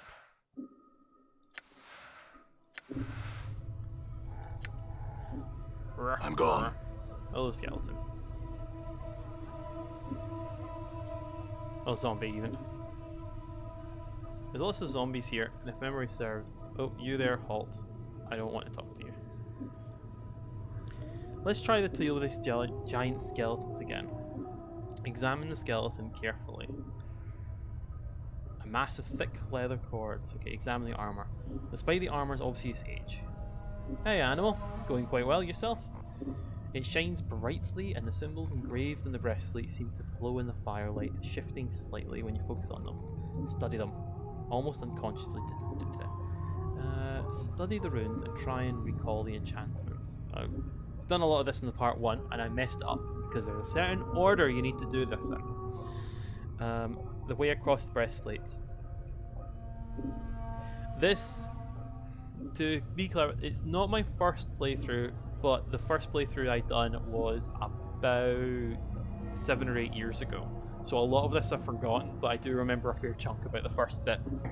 So we've already left the mortuary and came back because I wanted to become a mage as quickly as possible.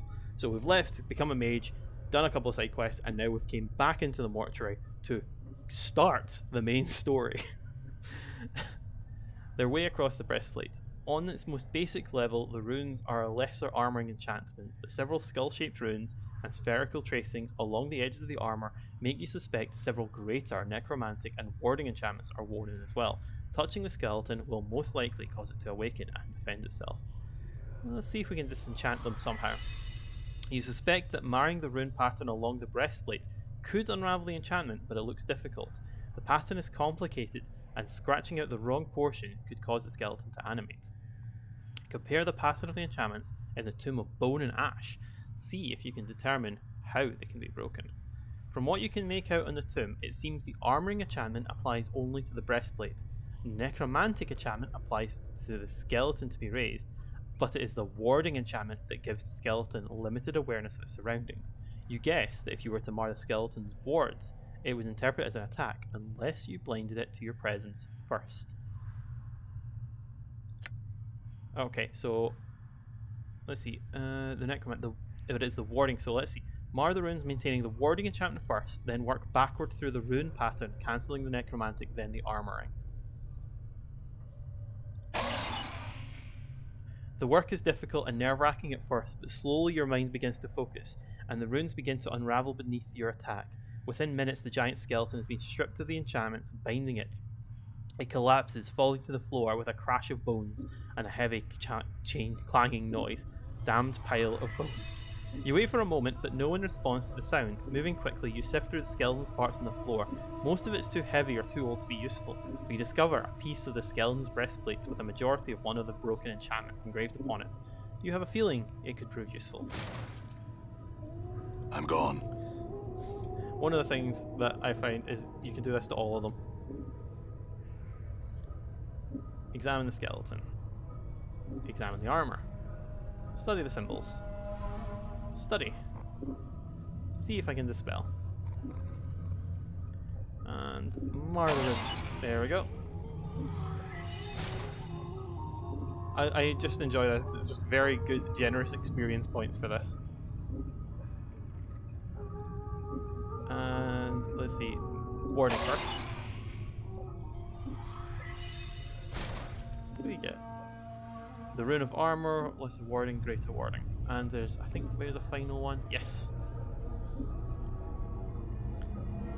Show more, and dispel, warding. Let's see what you've got. The Rune of Shielding. Right, now let's go and get a storyline sorted. Because we want to go up in here. No, go away, Dusty. Where are you? Is this? Oh, hello. You see a strikingly beautiful, ghostly form before you. Her arms are crossed and her eyes are closed. She has long flowing hair and her gown seems stirred by some ethereal breeze. As you watch, she stirs slightly. Her eyes flicker. Greetings? You! What is it that brings you here? Have you come to see firsthand the misery you have wrought? Perhaps in death I still hold some shred of use for you, my love. My love, do I know you? Okay. The spirit makes a begging motion with her hands. How can it be that the thieves of the mind continue to steal my name from your memories? Do you not remember me, my love? The ghost stretches out her arms. Think. Her voice becomes desperate again. The name Dianora must evoke some memory within you. I think I feel the stirrings of a memory. Tell me more. Perhaps your words shall chase the shadows from my mind, Dianora. Oh, at last the fates show mercy. Even death cannot chase me from your mind, my love. Do you not see? Your memory shall return. Tell me, how can I help? And I shall. Can you tell me? Do you know who I am? You are the one both blessed and cursed, my love. And you are the one who is never far from my thoughts and heart. Blessed and cursed? What do you mean? The nature of your death should be apparent, my love. Look at you. She points at you. Death rejects you. Your memories have abandoned you. Do you not pause and wonder why? I'm still trying to get my bearings, actually. What else can you tell me about? I know that you once claimed you loved me, and that you would love me until death claimed us both. I believed that, never knowing the truth of who you are and what you were. And what am I? I cannot. She suddenly freezes, and she speaks slowly, carefully, as if her voice frightens her. The truth is this: you are one who dies many deaths. These deaths have given the knowing of all things mortal, and in your hand lies the spark of life and death. Those that die near you carry a trace of themselves that you can bring forth. As Dianora speaks the words, a crawling sensation wells up in the back of your skull. You suddenly feel compelled to look at your hand.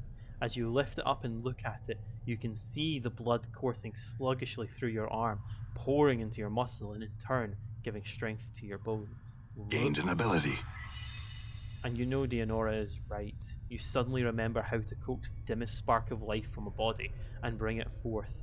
The thought both horrifies you and intrigues you. Note, you have remembered how to raise others from the dead. To access the ability, select the Special Abilities menu button in the Quick menu. You can only use this on party members that have died in your presence. It will not work on anyone who does not travel with you, and it will not work on party members you remove from the party while they are dead. Updated my journal. So I didn't know that you could resurrect your party members. That I definitely did not know. That's good to know. It's very good to know. Can you tell me where I am? While you are here with me, my love, as in the times when life is both something both of us shared, now it is the eternal boundary that separates us. It is the barrier I feel that shall never cross, my love. It is the barrier between your life and what remains of mine. I see. Perhaps you can answer some other questions. Who are you? How can it be?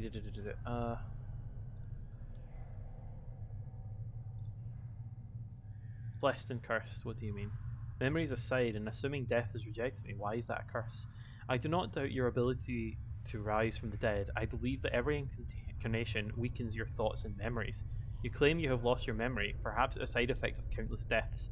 If so, what more will you lose in successive deaths? If you lose your mind, you will not even know enough to realize that you cannot die. You shall truly be doomed. Countless deaths. How long has this been going on for? I do not know. Farewell, Leonora. Hold a moment.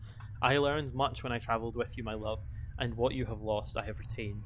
I have not divulged all that I know to you. My sight is clear, whilst you fumble in the darkness for a spark of thought.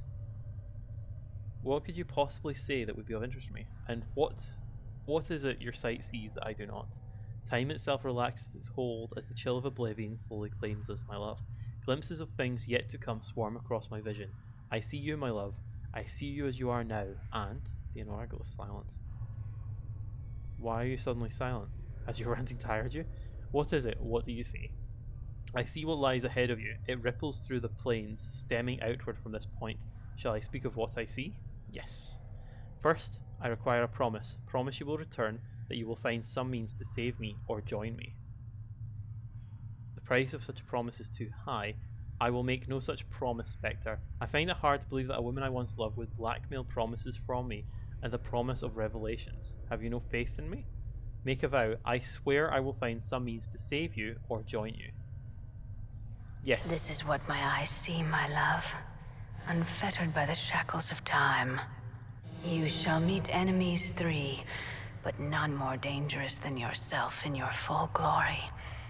They are shades of evil, of good, and of neutrality, given life and twisted by the laws of the plains.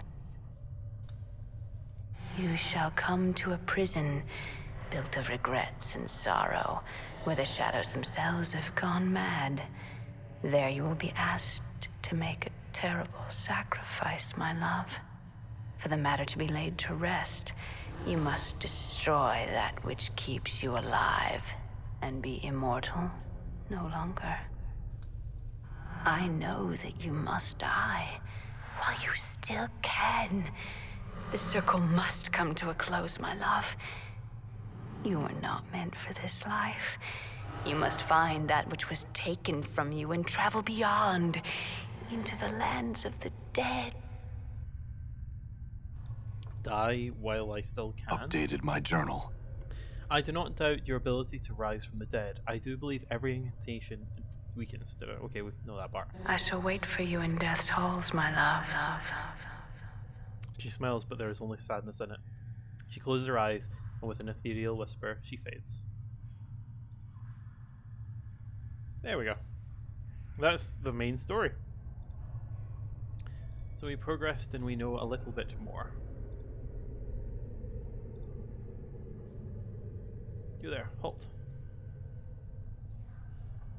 I seem to have gotten turned around in these halls. Are there any guides who can direct me to visitors? My business is my own. Lean as if to visitor and break his neck. No.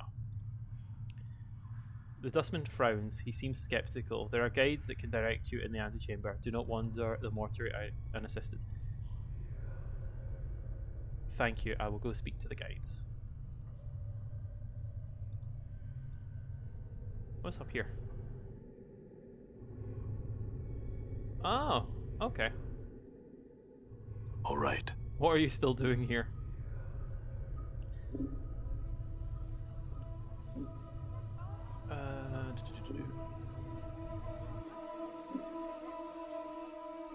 Southeast Memorial Hall. I think we'll go to the Southeast Memorial Hall because I don't think there's much else about here for us. If memory serves, I think there's one more person to talk to, and then that's us done with the mortuary. Ish.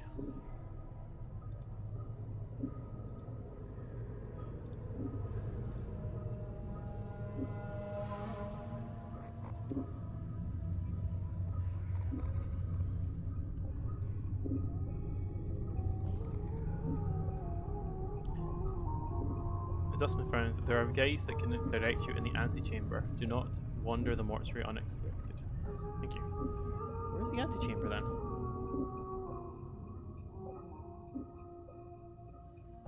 We'll just go to the front gate.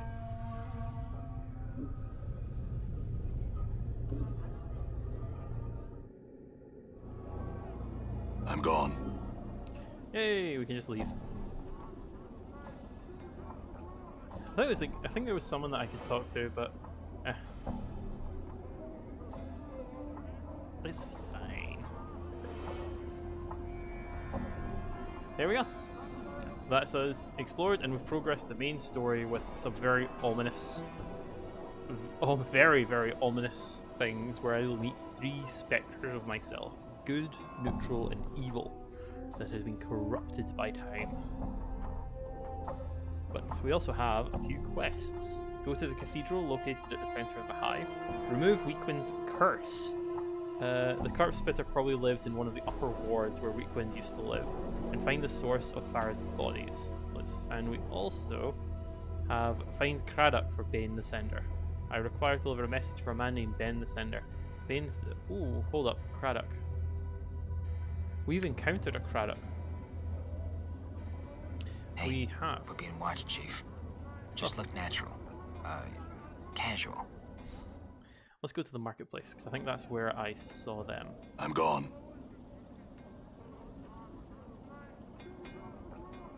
Let's run on by. Yada yada yada. Done. Let's see. I think Craddock was over here. So I think I remember the name. Craddock. There's Craddock! You see a huge man watching the area with a tight-lipped frown and narrowed eyes. He is hunched slightly as if bearing a heavy load on his shoulders. The unpleasant smell of sweat and dirt wafts from his clothes. Hello. The man glares down at you. Aye, what are you sniffing about? You Craddock? Mayhap. He studies your face as if trying to recall you. If I am, what is it to you? I came with a message from Ben the Sender. The shipment must be incursed the 3rd day, or there will be a penalty. By the hells, can they be such fools that they think that we can miracle it there? Alright then, your message was found, its way to the right ears, for all the good it will do. What's the problem? Look around you. Craddock nods at the labourers in the marketplace and stalls. These laggards and half-wits can barely keep up with the load as it stands, and now they need it done in half the time. Do you need help? I'll tell you what I need, all my men to show up for work. July's gone missing since this morning, and I need him back now. Well, where is he? The hive-bred goat is probably passed out in the street somewhere by the smouldering corpse, where he should be here helping us, worthless sod. Oh, I can go find him. Oh, you could you? Craddock squints at you, and why would you do it? You need help, don't you? It doesn't sound like you can spare the time to go looking for him, and there's work to be done. Craddock's silent for a moment. You find July, you tell him to drag his worthless bub-written hide here. I'll pay you for your trouble. When you found him. Updated All my right. journal. Let's go to the smouldering cavern. Tavern, not cavern.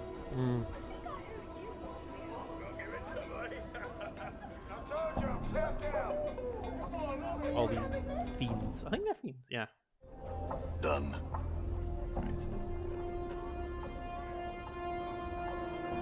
And we're looking for Gilles, which is going to be around here. Now, I think...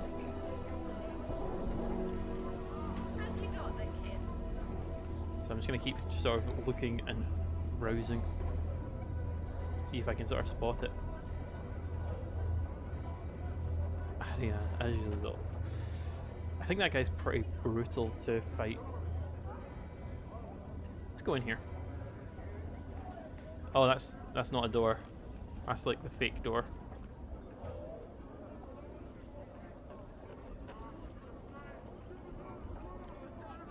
Hey, look, there's July.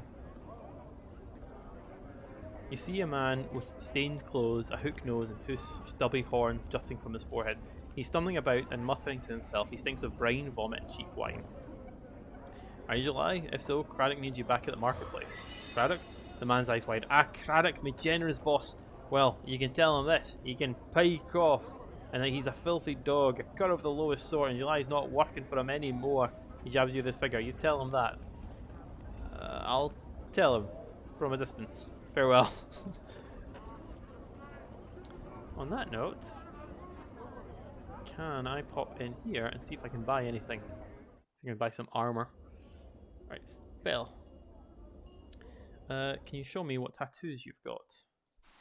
I don't want strength. Don't want the attacks. Accuracy is nice. Ooh, tattoo of dreams of S Anon. So I can afford one of these.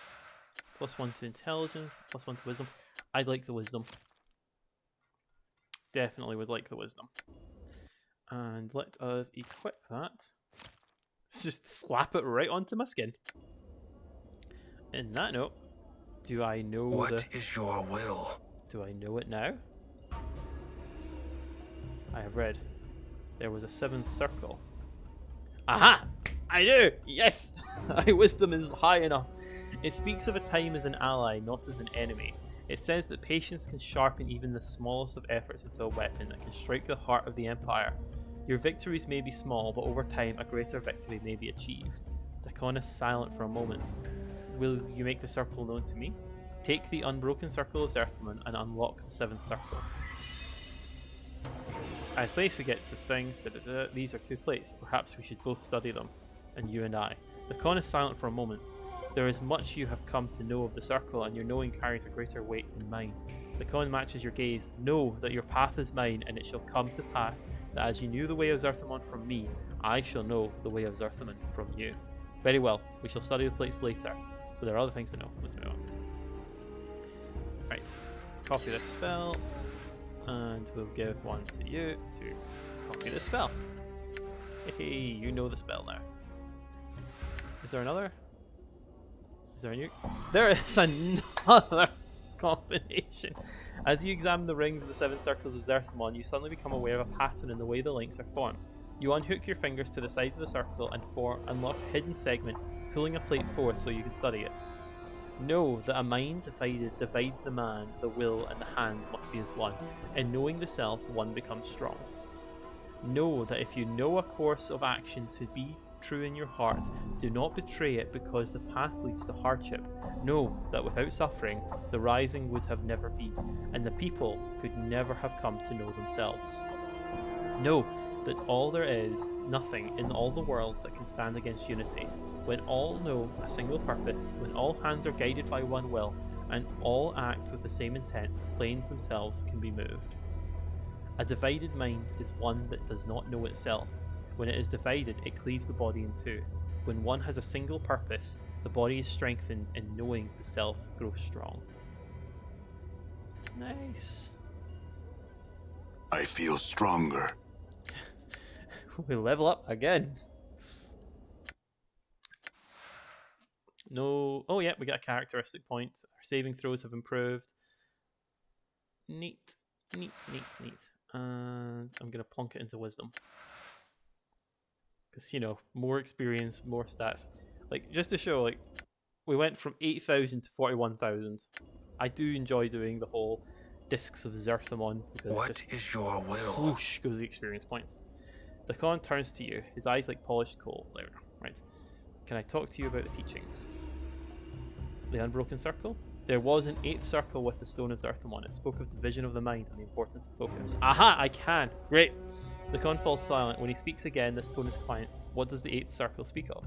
It speaks of focus and discipline, about how not knowing oneself can physically divide the man. It also speaks of the weakness that division causes. It seems to me that it tells to not only know themselves and take the strength from that, but that your focus can reveal weakness in your enemy. Dakon is silent for a moment. Will you make this circle known for me? Yes. 20,000 experience points. Woo! Or maybe 10,000 each. As you take the circle and twist the links, two more plates slide from the interior. You have no idea where they came from, but the unpurpled circle seems intact.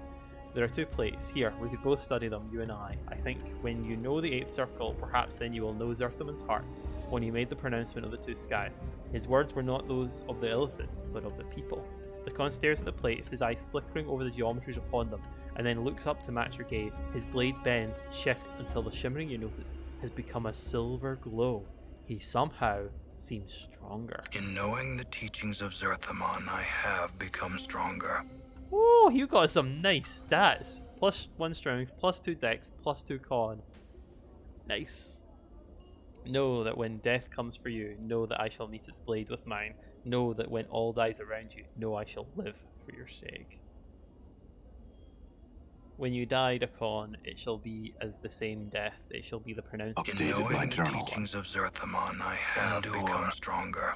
In enduring growth, my blade has shifted. There we go. Saving throws improved, fighting skills have improved, spell memorization. Dakon's weapon has upgraded. Oh, thank you, Animal. I hope you're at least enjoying this. There will get a point where I don't know what to do. This is like the element of like what I knew to do ends pretty much here at the end of this. Like after this, I know very little other than major spoilers later on, which I know if I see, I will be able to just ban. So it's not going to spoil the game for me, so to speak, but it will potentially spoil the enjoyment for others. I just enjoy this game a huge amount. And I have leveled... No, I've not leveled up. But Zarthamon is a lot tougher. Not Zarthamon. Dakan is a lot tougher, Mr. Fighter Mage. Nice. Nice. Yep. I think that... Yeah, that is the full... I will hear you. Inventory of the Circle of Zarthamon. Oh, wait, can I? No new circles are revealed. Maybe there is a hidden one. We'll come back to that when we've got higher stats. All right. No, I don't remember the alley of dangerous angles. So, not off the top of my head. I know it's a place that I seem to keep wanting to avoid. Like, I think I go in and it's just tons of enemies that are immediately hostile towards me. So, we'll go back there eventually. But we find Craddock and Forbane the Sender. So we'll go back to Craddock because he does not want... Wait, hold up. No, we want to go south. There we go. So we're going to do Craddock. So we've got tons of experience points. Let's see. Journal.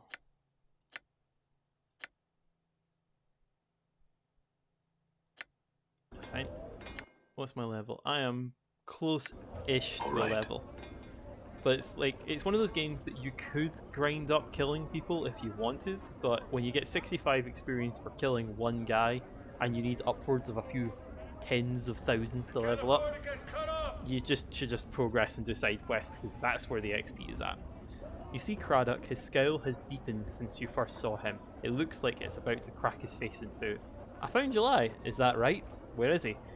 He said to pike off that you were a cur of the lowest sort and that he wasn't going to work for you any longer. Journal. Craddock's face turns a bright red and his face cracks into a snarl.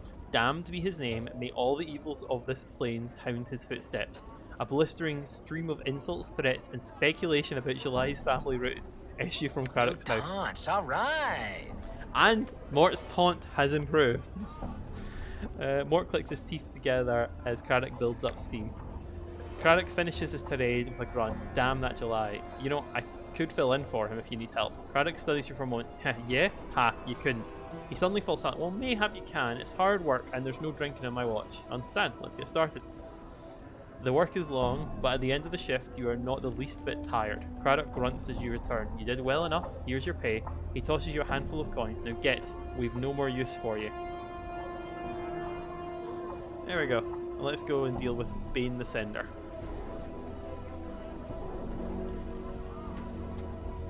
Oh, actually, I forgot. I need to copy my spells.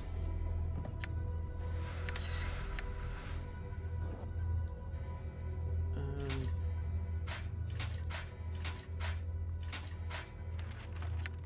give the junk items. Get rid of the rusty dagger. Excuse him what? Let's go find Ben.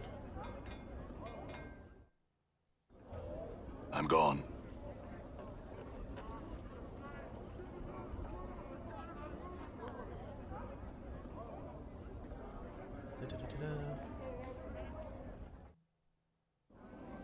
Done. Ben, where are you? I'll talk to you in a moment, Anna. Ben, there you are. You see Ben the Sender. As you approach, he looks hopeful. Were you able to find Craddock? Yes, and I passed along your message, although it didn't seem to please him any. Updated my journal. Ben doesn't seem to have heard any word after yes, for he smiles and heaves a sigh of relief. Good fortune indeed. Thank you, good sir, thank you. He reaches into his robe and pulls forth a handful of coppers, which he counts out and hands to you. 30 commons for delivering a message. Well, fair enough. Oh, more than fair, good sir. More than fair. I can say without hesitation that there's no finer profession in all of Sigil than that of a runner for the House of Senders. I'll keep that in mind. Okay, let's try and see if Anna will talk to us. Well, what is it? I'm looking for a man named Farad. Do you know where I can find him? I might. I might say more if you sweeten the question, aye? She clicks her fingers and rubs two fingers to chink chink, aye? Chink chink. She means money. Aye. She glanced at Mort and shrugs. What the skull said. Hard coin. Alright. How much? How much is it then, you know? She studies and folds her arms. Come on, I haven't got all day. How about 10? That enough? That lump of copper isn't enough to whet a fate's appetite. You'll be needing more if you want to make friends here. Okay, 20. Aye, alright then. She pockets the money. It's gone so quickly you have no idea where it vanished to. Look for him in the alley spireward from the mortuary. That's to the south and west of the mortuary. Aye? Very well. I had some other questions. Oddly enough, south and west of the mortuary is an alley filled with heavily armed thugs. Know anything about that? Oh aye? Well, maybe you'd best be asking them where old Stutter Scratch is. Enough of your lies. Tell me where Farad is, girl, or you'll soon be at Avon. The city's dead. Bar that, I have nothing more to say to you.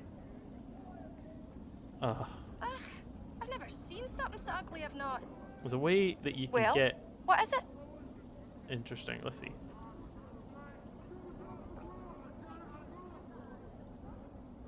Leave. Ah. I've never seen something so ugly. I've not. I'll try and see him come back. So, this is the danger alley down here, but we have gained a bunch of stats. We've got a lot tougher allies. Let's give it a save. And, well, slaughter some thugs. Cast some spells. Pause. Chromatic orb. Balance Go in deal all with him. things. What's the word, Chief? Go deal with that. Woo! Wow. Okay. Yeah. Chromatic orb. Powerful. What's up? It is I, Wow. Chromatic orb is powerful. Karak Singh. Damn. Your path is mine. Jesus. I'm okay. The god is godly. Wow. Hey, Done. we're being watched, Chief. We're being Just look watched. natural. Yeah. I think I know why Casual. we're being watched. We're just slaughtered.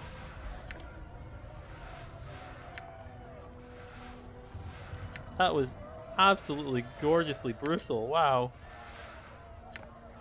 Oh, I love it. I'm gone. Right. Go deal with it. Dark Alley Shiv. Did you see that? And him. Did you see that? There we go. Nice. Some more rings. More bracelets. Oof. Gonna make lots of money.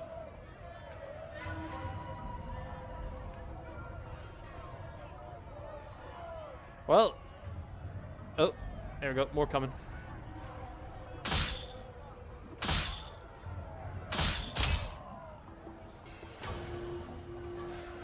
More rings. More rings. I might run away and go and... Oh, more!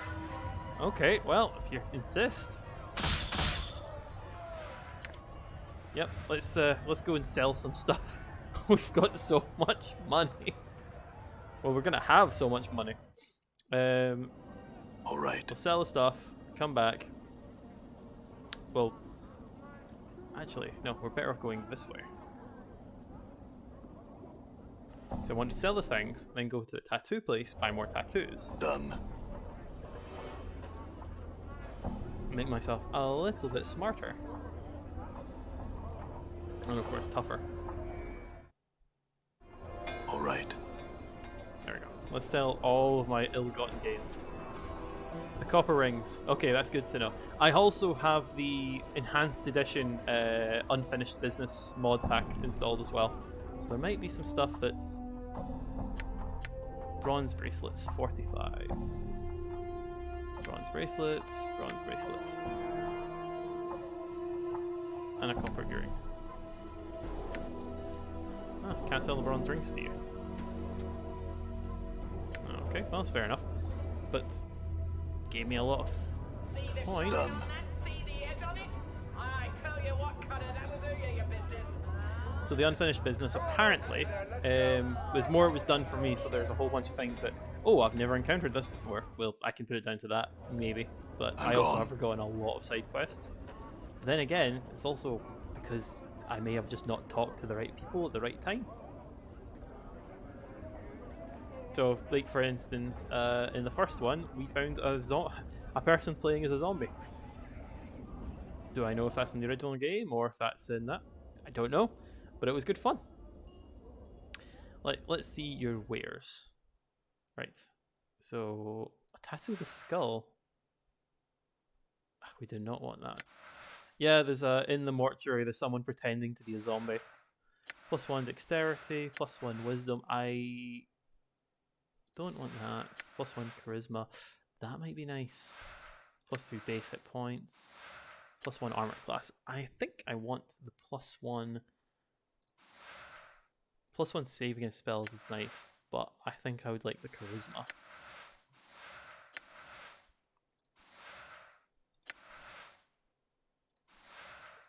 Get the charisma. Well, we're playing on the enhanced edition, so the mod works for that. Just gonna put these over there for the moment. Put my tattoo on. So now I have extra stat points.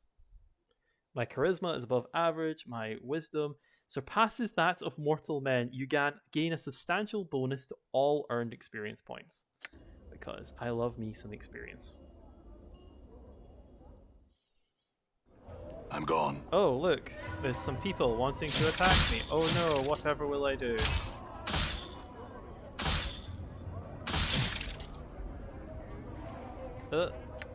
More. Yeah? Endure. Go deal with that one. In enduring, grow strong. Hunter's Oh folly. wow, Huh? the taunt didn't work. You got a face only a sledgehammer could love. And has. Sure, why not?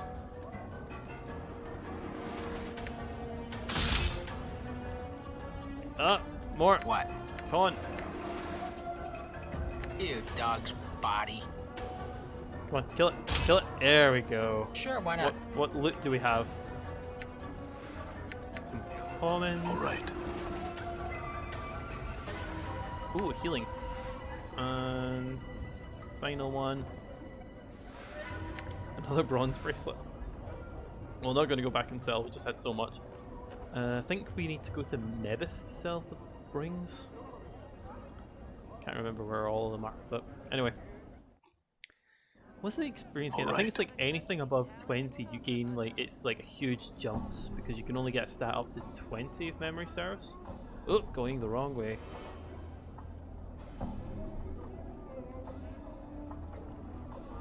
Right. Actually, let's have a look at my spellbook. Missile of Patience. Could there be anything more useless, Count Aelnac, Mage of Amnar, the bane of mages everywhere? Could this be a practical joke of an archmage, or living disproof of the old prime material axiom that good things come to those who wait? Fair enough. Get myself another couple of chromatic orbs. I know I need to sleep to get them. Oh god, they're all back. Wow.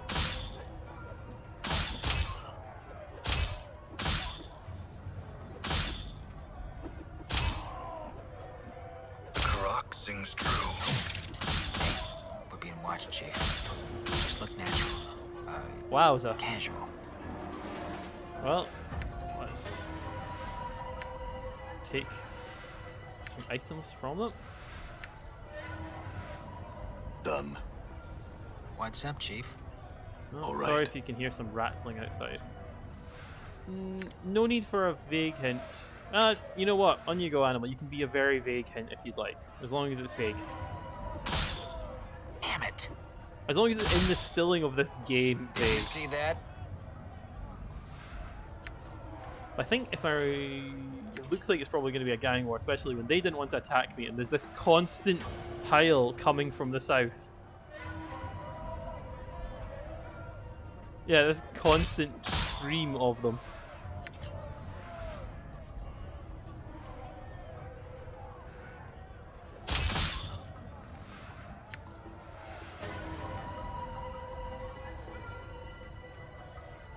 Holy crap! Well, no, no, no, no! I don't want to be holy moly! Who are you guys?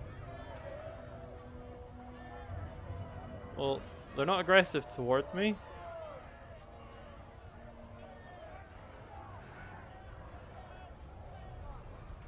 Yet, but they're trying.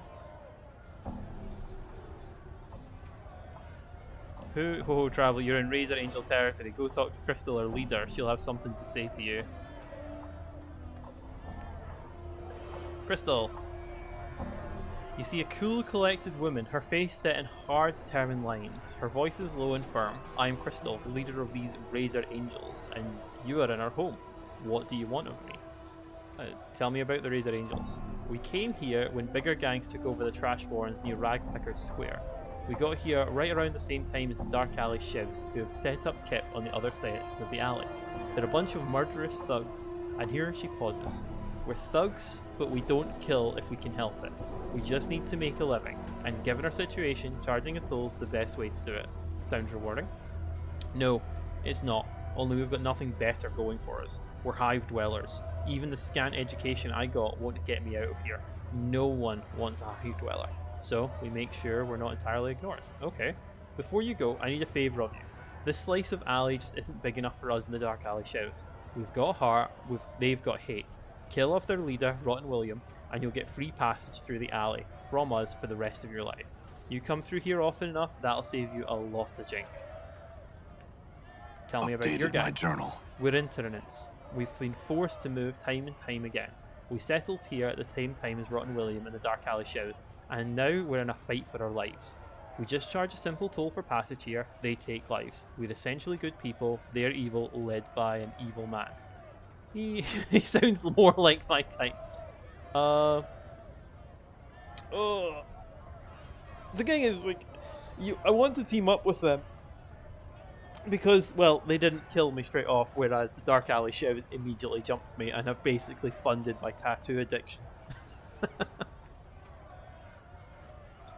Because that's what happens, you know. You get addiction to tattoos. Right. I'll kill him. I look forward to hearing of your success. Come back and tell me when you're done. Updated my journal. Where did you go? Alright, okay, not yet. Then why are you talking to me?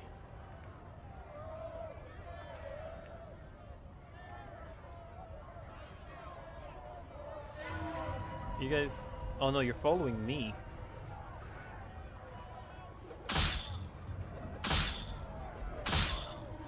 For some reason, they're following me, but not following me. Right, okay, we'll give all of these bronze rings to the Khan for future selling.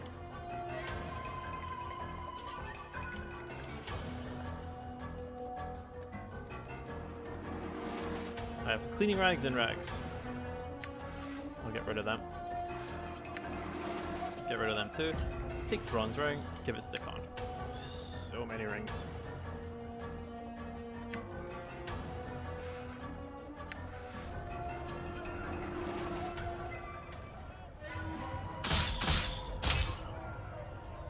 Damn.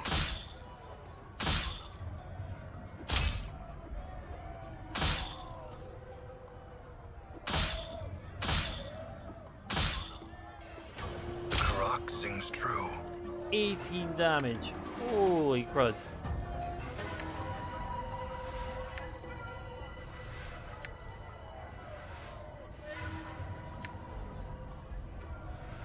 Hello, Rotten William. Pause. I What's don't the word, have Chief? a spell I hear that I your want words. to cast on you. Let's see. Is it Rain of Anger? Yes. Rain of Anger on you. Go. That can remain disguise. Well, there we go. Your will be done. Ooh, lots of crowds. Okay, you guys.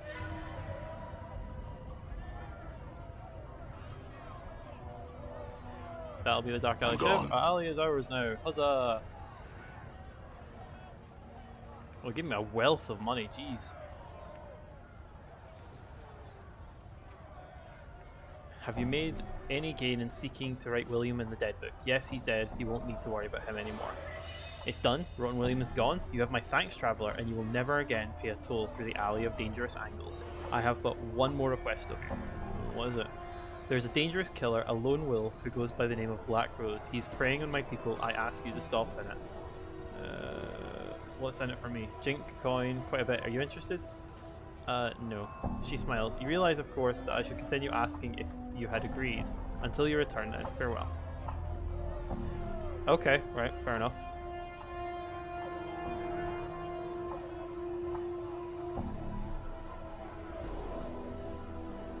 Well, that's the way through. Burnt building, tent, ruined cathedral. Ooh, cathedral. I think I need to go to the cathedral.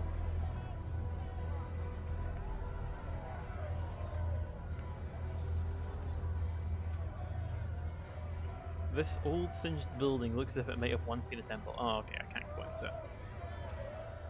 But I can go in here.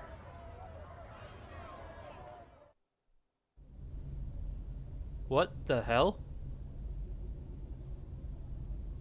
You see a young man dressed in plain but well-kept clothes. He pauses in his pacing as you approach. Rauk in trouble. Big. Help you do. What's wrong?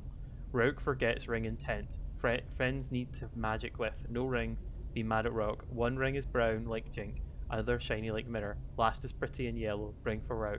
Updated my journal. Okay. Can I talk to them? Okay. Fair enough. That's a thing. I'm gone. He's needing some rings. What's in this box?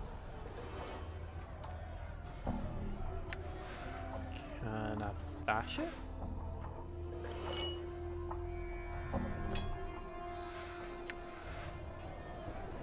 I will Do hear you have a special ability?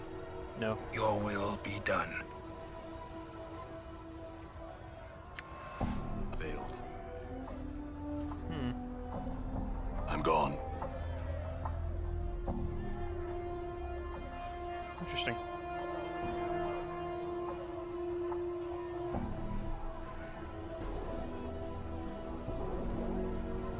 Messenger, I didn't know you could actually go into that. Right. Well, there's a box over here. Let's have a look in it.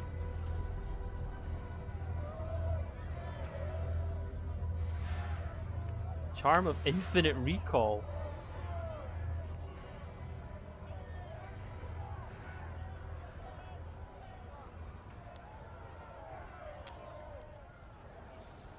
Oh, wow, it's an identifier. I'll take that. An entrance exists. It's going to be one of those ones that you need the key. Oh! Oh, well, there's Black Rose. Hey, buddy. How you doing? The man moves with a frightening speed, and he seems only half there. His eyes burn out with his haze, and his madness pierces your heart. You, his voice is like a blast of cold air. Declare your allegiance. Do you hold good or evil? I believe aiding those less fortunate than myself. There is a man named Rotten William. He is dark and deceitful man. He is leader of Dark Alley Shivs. Find him in this alley and slay him, and you will serve the cause of goodness. Fail and evil shall rise. Refuse and I shall slay you. Rotten Williams is already dead.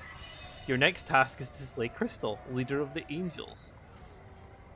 Balance requires her death. His fiery eyes slit and he whispers, then you are an enemy. With a blur of motion he attacks. Jesus, okay. Holy shit. I'm hurt. Fucking hell. Done. What's up? Fucking run. Done.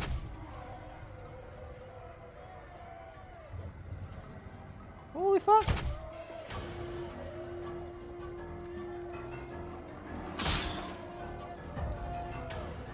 Balance on, I help. shall serve. Tantus folly.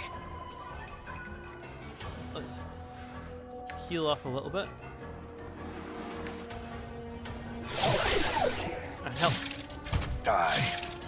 Tantus folly. Come on. Did you see that?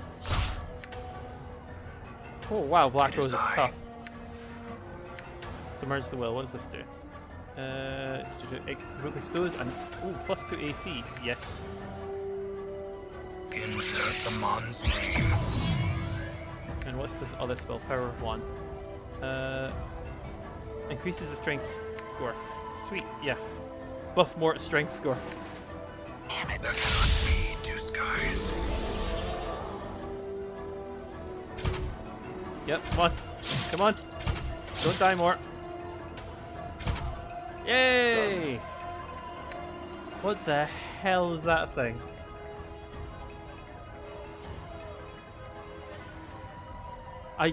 That's a first. I've never discovered that one, so that is definitely a first one. Let's get Crystal. Have you found Black Rose and eliminated him from the alley? Yes, you do not need to worry about him any longer.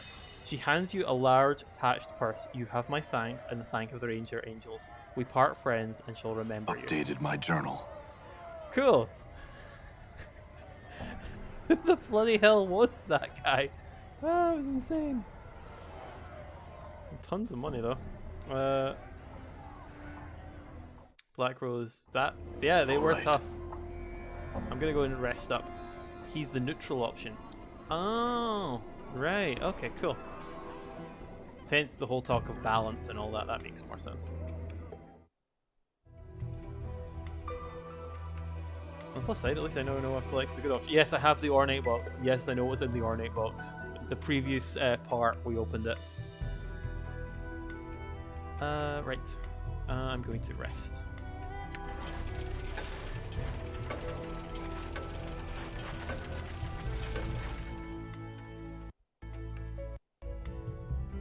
One day has passed. Watch this. I should have looked to see if I can level up first. That would have been a smarter thing. No, but I am reasonably close. The con is a lot closer. Chief, I won't fail you again, I swear. I won't fail you again, I swear. Well, if that's a very ominous phrasing, I don't know what else is. Right. Let's talk to Anna again. I've never seen Well, something so ugly what is I've it? not. It's an alley filled with hardly armed thugs. Leave. Okay, right, never mind. We'll come back to you later, Anna. I'm gonna go talk to Medith and sell all of my rings because holy moly, so many rings. Alright.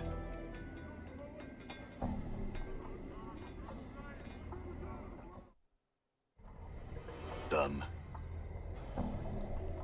And actually, she might teach me some new things because I've leveled up a fair chunk thanks to Dakon. Right. First things first. Get rid of a bit of space. Mortuary Sanctum key, which we'll give to Morch. Right. Key, ring, ring, ring. More ring, more jewellery. All of the jewellery. Keep coming. All of it. Just all of the jewellery forever. I have 1,000 chink.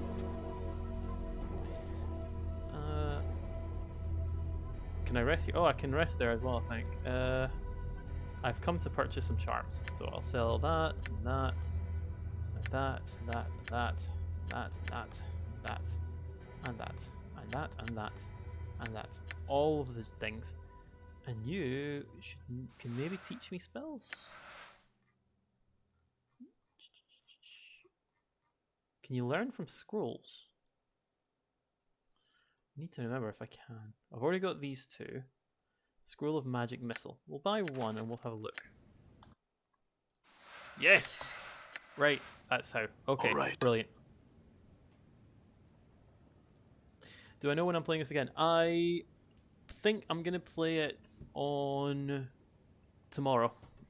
Tomorrow after 4 GMT. Because I'm going to be wrapping this up soon.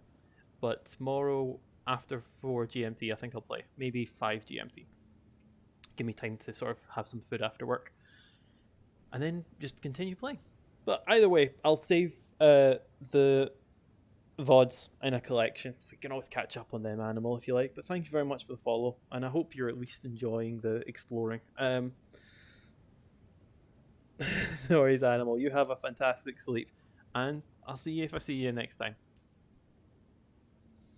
Let's see. Rest here. I have some questions. Can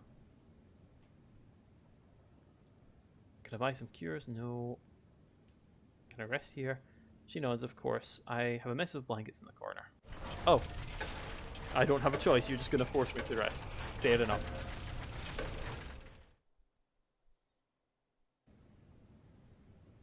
You awake feeling refreshed. Mebeth is puttering about the hut.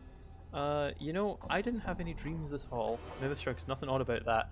Most dreams are shy. They fly away when the sleep is lit up. No, but it doesn't feel like I forgot them. I think I dreamed anything. It feels wrong. Mebeth chews that over then shrugs. Dreams can make men great, but they have laid low just as many. Mayhap you're better off without them nettling you. Updated Mayhap, my journal. but I don't think so. Mavis snorts. Well, dreams or no, I'm not one to change the nature of a man. Have you slept enough? I think so. I better be on my way. Well, there we go. I have upgraded my journal with the ability that I do not dream. Alright. And I've also sold tons, so I might go and see if I can buy some more tattoos. And then after I've bought some tattoos, we'll wrap up and yeah. Alright.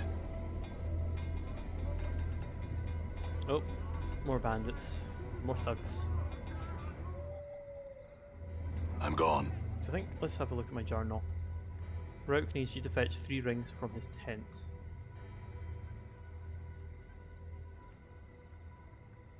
So it's probably close by. Oh, right, okay. So the tent is close by to him.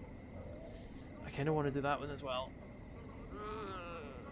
No, we'll progress on. We'll get ourselves a new tattoo, increase our wisdom even more.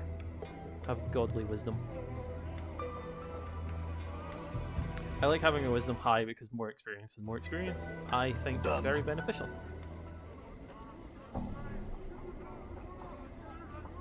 Come on. Come on, fall. Fell? Was it fall? Can't remember. Let's see. Fell? It is fell. Right. And what tattoos do you have? I want the... Let's see. Where's wisdom? Wisdom. Insight? No, it's not insight that I want. Although that would be nice. Greater action. Presence. Enduring. Warding. No. Tattoo of the soul. There we go. Tattoo of the soul. And let's equip that. Does it stack? No, that's the thing. It does. Oof. Your wisdom is legendary. You gain a substantial bonus. There we go. That's what I wanted. I'm gone. And let's see, how much time have I got? I've got a little bit of time, so I'm going to push on. Let's see if we can do that little quest about finding the rings.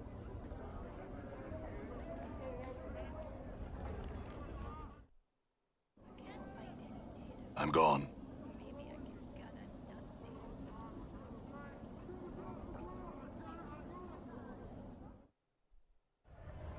Done. Okay, so we've cleared this area out. Oh, look, hello, what's this? Alright. Well, there's a bronze ring. Gamlin? Greetings. I'm searching for Rouk's tent. Blast you, another round of Rouk's? Yeah, this is one of the tents he calls home. As you can see, this one is full up. Go to one of the other tents. Well, I've found the bronze ring, which is something. But I need the silver ring. But we've now found out that he has many tents that he calls home.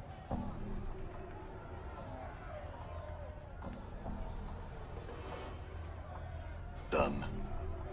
Well, let's give him one of his rings. I'm What's gone. in this one? Just junk. Oh! Oh, that was trapped. Okay, yeah, I forget there's traps. Ow. Done. Right, let's see. Burnt building, tent. There's another tent, and another tent.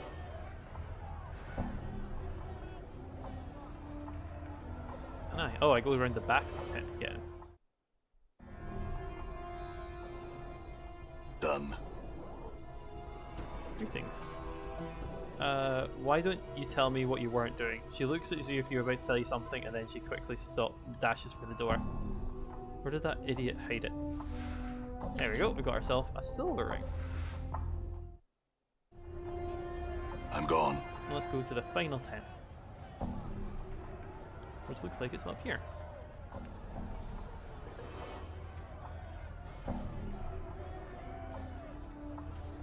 Where do we go? Which tent is it actually? Is it this one? Ah, there we go.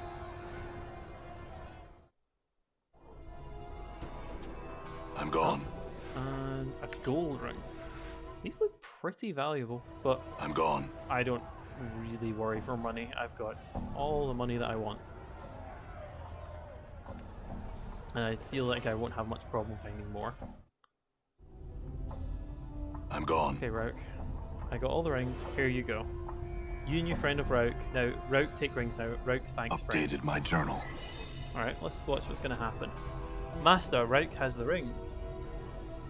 Then let us begin.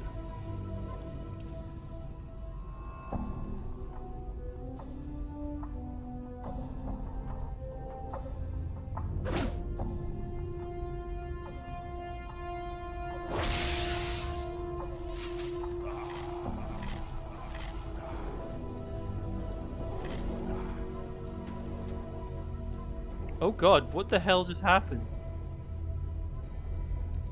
Rouse lose friends, but Rauk make new friends. Call him Green Thing. You see what appears to be an ordinary Limlim. It's hard to believe that this cute little creature slaughtered 5 wizard apprentices with such ease. Let's not kick it! Let's not kick the thing! Scroll of Identify, Armor, and an E-ring. Nice. A silver earring. A gaudy ring and a steel dagger. Okay. And a fist of iron. Interesting. Well, let's copy this spell. Let's copy this spell. Gaudy ring. +1 to armor class. Well, let's wear it. Better than nothing. And let's look in boxes. Junk. It's gonna be trapped again, isn't it? Ow. Ow, ow. Any more boxes? No. Well, that was creepy as hell. But, okay, we're happy. We've made a new friend.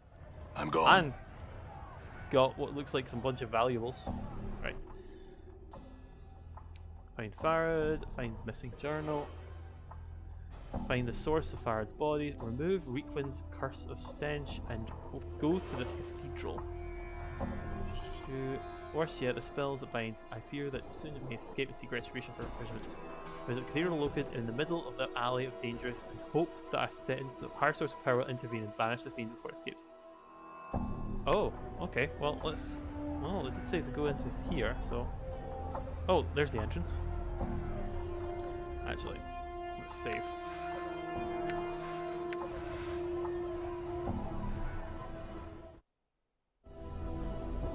Aola, welcome to the Cathedral of Eoskar. Have you come to worship Eoskar with me? I come seeking counsel concerning a fox and a fiend. You explain to him your predicament. Aola seems to consider things for a moment, then speaks to you. I, a humble disciple of the greater Eoskar, can indeed help you. First, you must relinquish the box to me. Aola places Mordor's box within a wire pyramid-shaped structure, and then mutters a prayer to Oscar. The familiar shimmering of a portal soon fills the sides of the pyramid. Aola casually reaches through the portal and flips open Mordor's box. You scream in an attempt to stop him, but are too late. Almost instantly the box begins to disintegrate as a sickly smoke begins to fill the interior of the pyramid. A feeling of immense dread fills the room, and it is all you can do to keep yourself from bolting from the tent. You notice that as the tendrils of smoke touch the sides of the pyramid, they are drawn into the swirling vortex of the portals. As the last tendril of smoke disappears, a feeling of dread passes. Aola smiles a bit nervously at you. Witness the power of Eoskar, the keeper of gateways.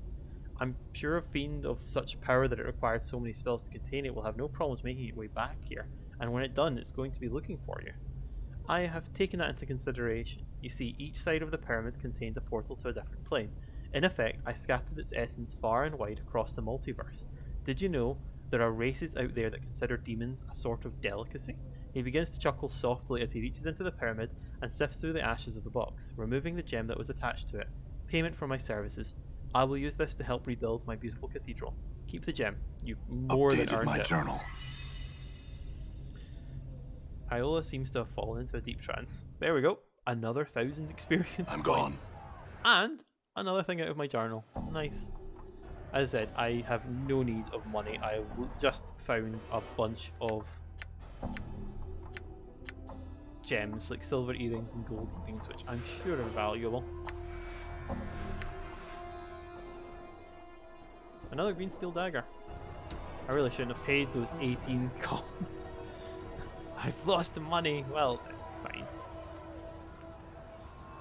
Hey Pally, thanks for taking out that vigilante. I'm sure I speak for everyone when I say we appreciate it. Crystal surely does. We're being watched, Chief. Just look natural.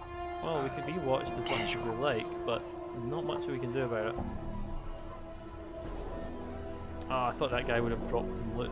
Not the Blackcorn, he killed a regular guy. Any more boxes? No, just things, burnt out buildings and wooden structures. Cool, fair enough. I think I'm going to save and I'm going to call the session there. And I hope for all of you watching and the people watching in the future that this get part 2. And we will make more progress as we continue on to find the source of the Farad's bodies and Requin's curse. Oh, actually, hold up. Hold up. Not yet, we'll not finish. We'll go and talk to Mar about the box. Like, that just seems like it's just a good way of closing it off. Go tell Mar that the box is gone for good. That should make him very, very happy. You never know, might get a reward for it.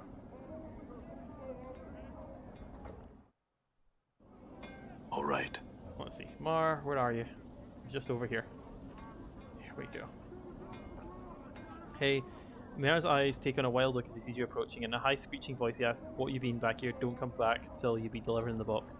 I got rid of the box. It does me heart good to hear you say that before you kills me for the horrible deed of tricking you to taking this box. Please let me try to explain. I'm listening. Explain. The long and short of it is that the box has been around as long as anyone can remember. Chant is some folks were fighting, and when they was done, a huge demon was imprisoned inside the box. Other folks say an evil wizard made it just for seeing others suffer.